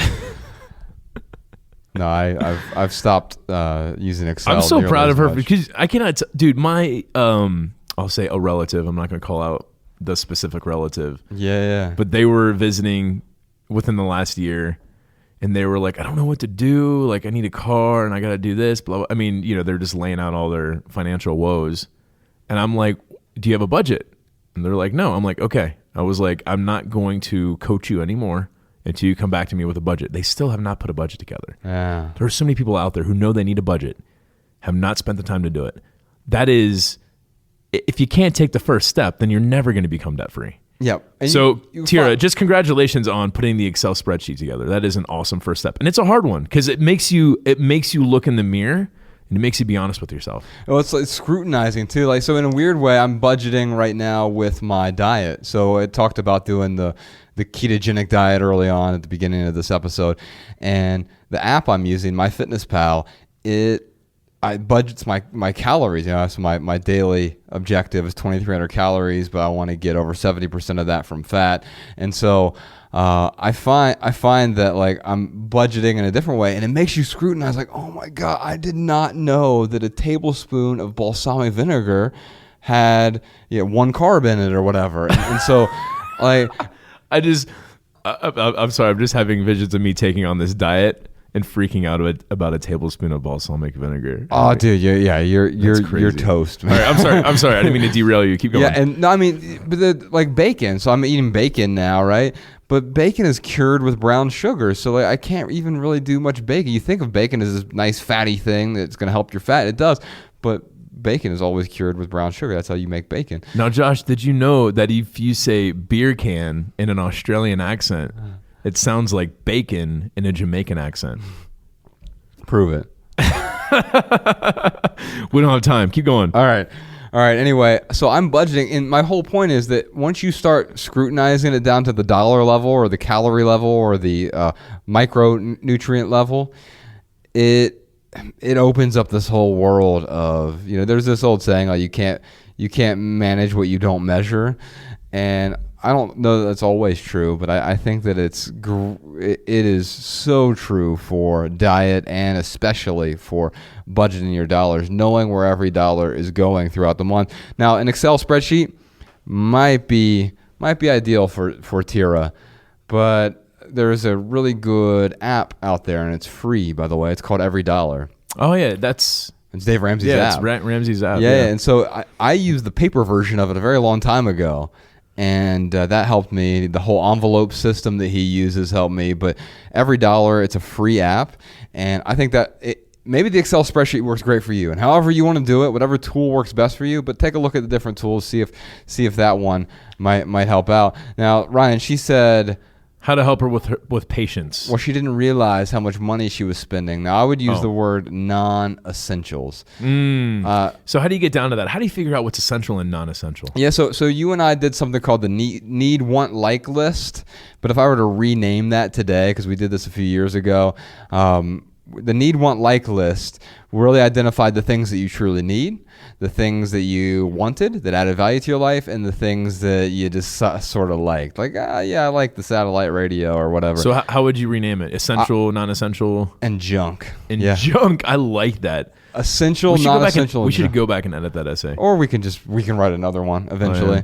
Been writing a bunch on the website, by the way. You can subscribe to all the essays for free over at theminimalists.com via email. I love that, dude. Essential, non-essential, and junk. Exactly. That's essentially what it is, man. Like, yeah. Was that a pun? It was a pun. That's essentially what it is. Yeah, and so we were helping someone recently declutter their home. We were doing it for a reporter on BuzzFeed, this BuzzFeed video that we did when we were out in Los Angeles, when we were out on tour, and helped her put things in the 3 piles. And now here's the thing, we justify everything. This is essential, I absolutely need it. But the truth is, we need far fewer things than we think. And so if I were to look at my essentials, my non-essentials, and my junk, most of the things that I owned when I was 27 years old and I was simplifying my life for the first time, the vast majority, 90+%, was junk. It wasn't actually adding real value to my life. There was some weird perceived value, or I was holding on to it just in case in most cases, but I had to slash that. And so 100% of your junk has to go. Now, that's not just junk that you have at home. It's the new junk that we bring into our lives. And what I mean by that, it's not actually adding value to your life. It could be eating out at Chuck E. Cheese, because that's where I go when I want to eat out. Did they have a gluten-free menu? I don't even know if they have a menu. Are there Chuck E. Cheeses in the Pacific Northwest? I don't know, man. I just want to say your childhood wasn't lit unless you spent some time at Chuck E. Cheese's. Don't ever use that word around me again. What, Chuck E. Cheese?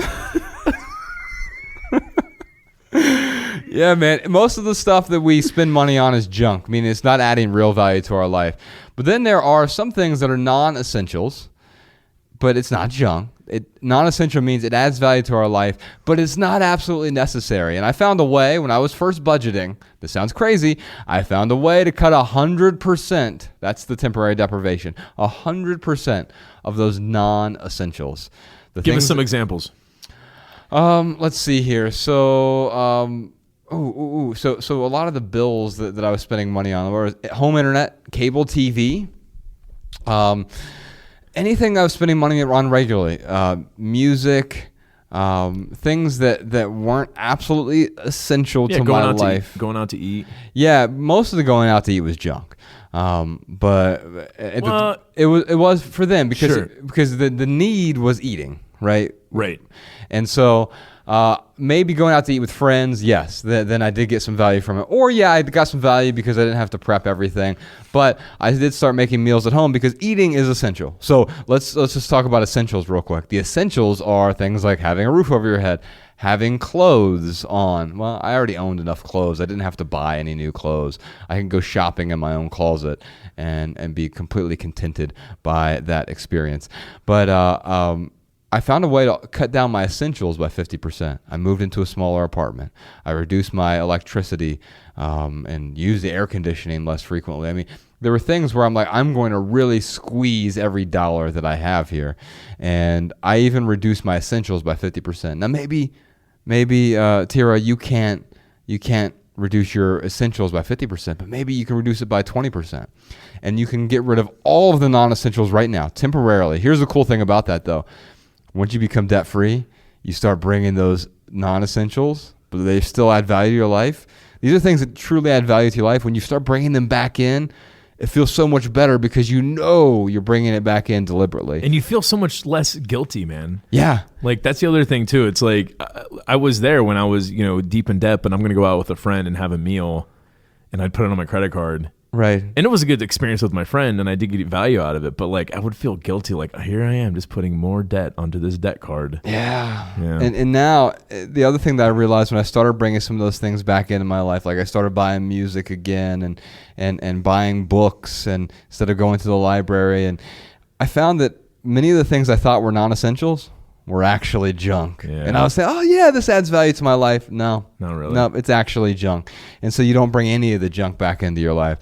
So // you can find that essay. It's theminimalists.com/want We'll put a link to that in the show notes as well. One last question she had: How do I speed up the process? No, well, I think you just answered that. Right. Because I guarantee you right now, yeah. So yeah, I was going to say, like, if she was to lay out her expenditures, I guarantee you and I could find an extra 10, an extra $20 a month, maybe an extra $100 or $200 a month. Right. But if she truly wants to speed up the process, get clear on what the essential stuff is, the non-essential stuff is, and give up as much as you can. Temporarily deprive yourself. Yeah. I mean, dude, eating peanut butter and jelly and ramen noodles is a horrible diet. But yeah, but you can do the healthy equivalent to that. There is a healthy equivalent. Actually, we should start coming up with a healthy equivalent. We should get Bex to do that at Minimal Wellness. She's the dietitian. Yeah. So what's the cheapest, healthiest way to eat? Because that's one thing I hear a lot too. Oh, it's too expensive to eat healthy. Nah, that's a total bullshit excuse. By the way, it's too expensive to not eat healthfully. Yeah, you know what? It's too expensive. If I go down to the fresh market right here in Missoula and eat organic, it's way too expensive. I never buy, I go to the farmer's market. Right. Or I'll go to other places where I know that they have affordable organic stuff. Well, when I'm saying it's too expensive to not eat healthfully, what I mean is it's going to cost you in the long run. Oh, big yeah. Time. It's good. Yes. And so here's what I'll say. She said, how do I speed up the process and how do I be patient? I don't want you to be patient. I want you to be upset about this. I want you to feel the pain. Be impatient about your debt. That's what I wrote down here. Be impatient with debt. Don't accept debt. Don't have patience with your debt. Be so impatient that you know you must make some sort of change. Get mad at that there debt. Yeah, I definitely don't want you to be patient. And in fact, I want you to be so impatient that so the equation here is simple, Ryan. You have to make more money than you spend if you want to pay off your debt. Well, how do you do that? Well, first off, you spend less. The best way to give yourself a pay raise is to spend less money. If you want a dramatic pay raise, spend dramatically less money. But on top of that, once you've done that, you figure out how to make more money. Now, for me, we didn't have Uber and Lyft back in the day, so I delivered pizzas, and I felt like an idiot. I was working in the corporate world, delivering pizzas, but I'm going to make some more money somehow and make a few $100 more a week. How am I going to allocate my time so I can earn more income in the short term? It's not a long-term plan, but what is your side hustle? And maybe that's driving with Lyft. And any extra time you have, you got an extra hour? 5 hours a week. Yeah. That's an extra $100 a week. Yeah. And so instead of pacifying yourself, find ways to schedule in that side hustle that you can make some short-term money to pay off those debts. Yeah. So I would like to rephrase her question about being patient. Uh-huh. I think what she's asking is how can she stay more focused? Ooh. And what I'll say is focus on your daily tasks. Like, don't look at what you're going to be spending next week or the week after. Like, if you have your budget, and after listening to this podcast, I'm assuming you have slashed even more of your expenses. Stay focused on what you need to do daily. And then also, do focus on that end result. Focus on being debt-free. You have a light at the end of the tunnel. Do you know how many people don't even have that light to look forward to? So if you can, just take your daily tasks, maybe your daily focus is a better way of looking. I hate the word task. Yeah. But, take it on a day-to-day basis, one step at a time, one action at a time, and then stay focused on that end result. That is what is going to give you some better focus and help you stay motivated to get to that light at the end of the tunnel. And finally, every year around this time, especially as January rolls around, I start to think of one of my best friends in the world, a guy named Stan Dukes. And it's hard to even talk about, but about 4 years ago, he passed away really early.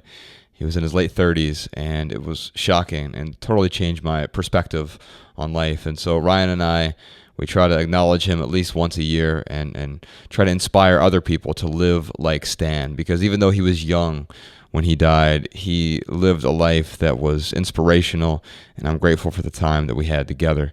Here is a clip from that episode.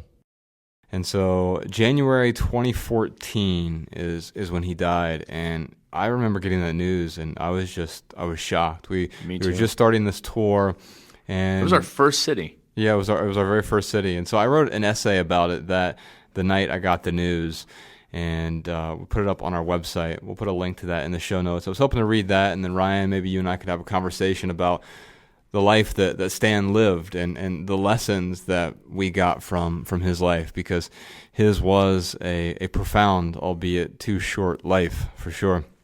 This essay is called Live Like Stan. The traffic light hanging above our car is a blur of red. Tears are burning my eyes. Ryan is seated in the passenger seat next to me. He too is teary-eyed. It's the eve of our big 100-city book tour. The Florida sun has already set behind the Tampa Bay. Nightfall is upon us now. By the time the traffic light changes, it's just a mess of wet green, a shapeless emerald cloud spilling into the nighttime ether. I received the call a moment earlier. The news, a week after Ryan avoided his own death, which we can talk about in a moment.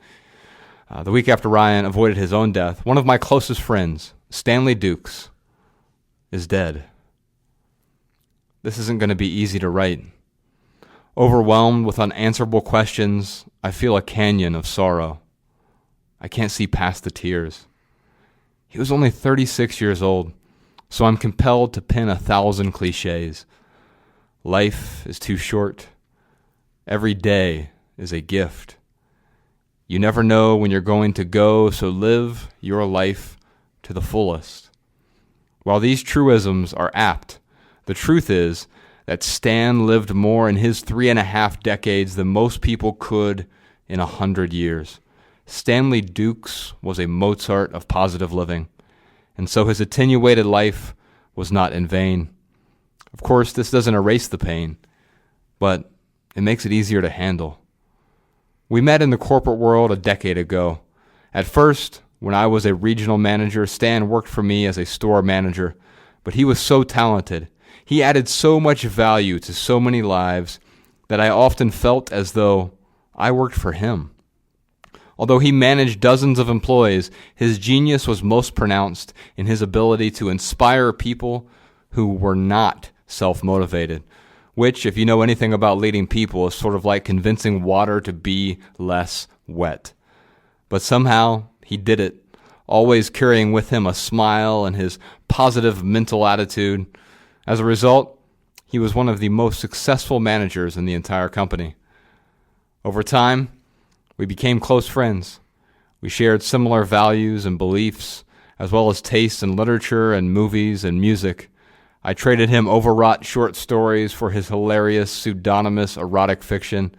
We exchanged lines from Glengarry Glen Ross characters, and we both shared a healthy obsession for John Mayer's music. We became so close that he is even the first person to make an appearance in my memoir, Everything That Remains, where he pops his huge, lovable head into the very first page. And here's an excerpt from that book. Our identities are shaped by the costumes we wear. I am seated in a cramped conference room surrounded by ghosts in shirt sleeves and pleated trousers. There are 35, maybe 40 people here, middle managers, the lot of us, mostly Caucasian, mostly male, all oozing apathy. The group's median complexion is that of an agoraphobe. A Microsoft Excel spreadsheet is projected onto an oversized canvas pulled from the ceiling at the front of the room. The canvas is flimsy and cracked and is the shade of off-white that suggests it's a relic from a time when employees were allowed to smoke indoors. The rest of the room is aggressively white. The walls are white. The ceiling is white. The people are white, as if all cut from the same materials. Well, everyone except Stan, seated at the back of the room. Cincinnati's population is 45% black, but Stan is part of our company's single-digit percentage. His comments, though rarely solicited by executives, are often dismissed with a nod and a pained smile. Although he's the size of an NFL linebacker, Stan is a paragon of kindness. But that doesn't stop me from secretly hoping that one day he'll get fed up with the patronizing grins and make it his duty to reformat one of the boss's fish-eyed faces. Of course, Stan would, and now we're back to the text here, back to the essay. Of course, Stan wouldn't have touched a hair on any of their balding heads. He was above that. He was above all the petty BS we get caught up in every day. He was above living life based on other people's standards. His standards were too high for that. He had character. Stan contributed beyond himself. Each year at Christmas time, he dressed up as Stanta and handed out gifts to our employees. He spent many off hours donating his time to soup kitchens and Habitat for Humanity. And last year, he founded a mentorship conference for young men ages 13 to 18. Stan cared. When I decided to leave the corporate world 3 years ago, he didn't flinch. Instead, he was the first to join me. We walked away together, guided by solidarity and a kinship that's impossible to manufacture. Before I moved to Montana, we met for coffee weekly. Our visits yielded heartfelt advice on women and life, as well as arguments over which John Mayer album was best. He said it was Battle Studies, and I said it was Heavier Things. So I don't know if you agree or disagree with either of those, but I feel that I'm right. Everything about Stan reflected a profound truth. Even his simple tweets were steeped in profundity. Here's a selection of some of his tweets that I have here. A man can't walk out of his own story. That one was like the most painful for me, Ryan. Like just it was. I think it was his final tweet, actually. Wow. Let's see. Secure your own mask before assisting others. And he lived that, by the way. I mean, he helped other people first, or he helped other people, but he made sure his life was together first, and then helped other people rather. Yeah. Next tweet was, "There's a bright spot in every shadow." Next tweet was, "It's the bitter and the sweet. I know the bitter, and that allows me to appreciate the sweet." Next tweet, "Only your actions can prove your worth. They tell people who you are." And then this other one here. This one was simple, but so true. "Don't drown in conformity." And Stan definitely didn't conform. It's the reason he decided to leave the corporate world with me. Let's finish this essay here. It's almost over. Countless essays on this site were inspired by my conversation with Stan. Our final conversation was mimetic of his life. It was short but meaningful. 3 days before Thanksgiving, I sent him a message. I said, "I don't have to wait until Thursday to be thankful for you. I'm grateful you're in my life every day." To which he replied succinctly, "Thanks for that. Please know that I feel the same." Stan lived until he died. He truly lived every day. Not like most of us who walk through life like it's some kind of dress rehearsal, worrying about BS that doesn't matter. Nope. Stan was alive. One of the only people I know who didn't take this life for granted. If there's a lesson to be learned here, it's that, like Stan, we're all going to die. But few of us will ever be courageous enough to live as he did. Honest, well-rounded, passionate, positive, and constantly improving. Above all, Stan Dukes was good people. A man I aspire to live like. That green blur overhead is my signal to step on the gas, to wipe the tears and move forward. Perhaps you'll do likewise. I know Stan would. All right, we've come to the end of this episode, and I think the great way to finish it here would be to let Andrew Bell play us out. We were at a live episode of the Minimalists podcast in Indianapolis, and we invited our new friend, Andrew Bell, who has one of the best albums of 2017. It's called Dive Deep, and that episode is number 93, and he played this live version of the title track from that album. So let's finish 2017 with a live version of Dive Deep from Andrew Bell. I hope you enjoy it. We'll see you next year, y'all.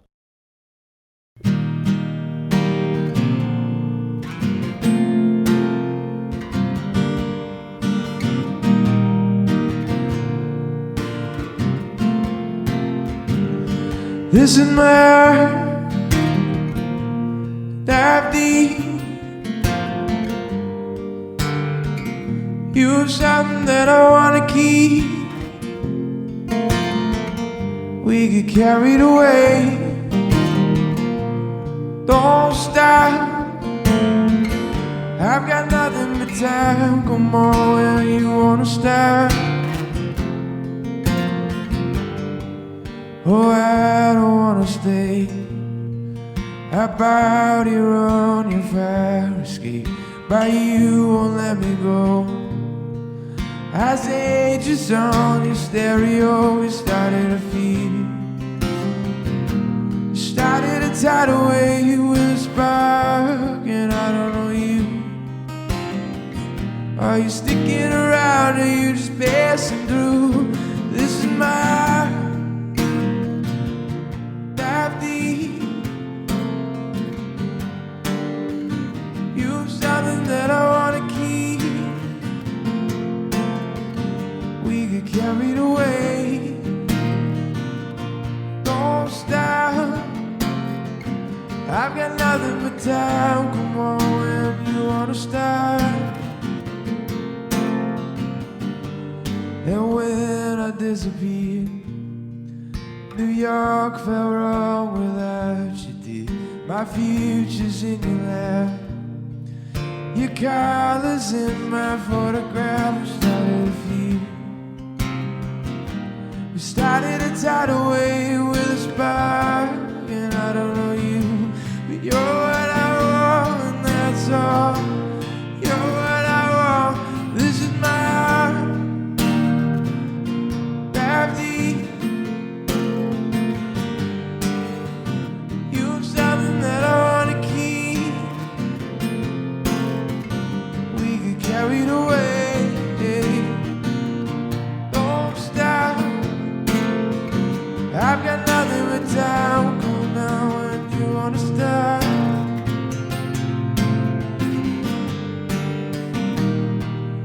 And I wanna be honest when it hurts to be honest. And I'm hoping you start. Pull me into your heart, and then we'll write on the wall. You're what I want, and that's all. You're what I want, and that's all. You're what I want. This is my dive deep. You have something that I wanna keep. We get carried away. Don't stop. I've got nothing but time. So go down when you wanna start. Go down when you wanna start. This is my dive deep. This is my dive deep.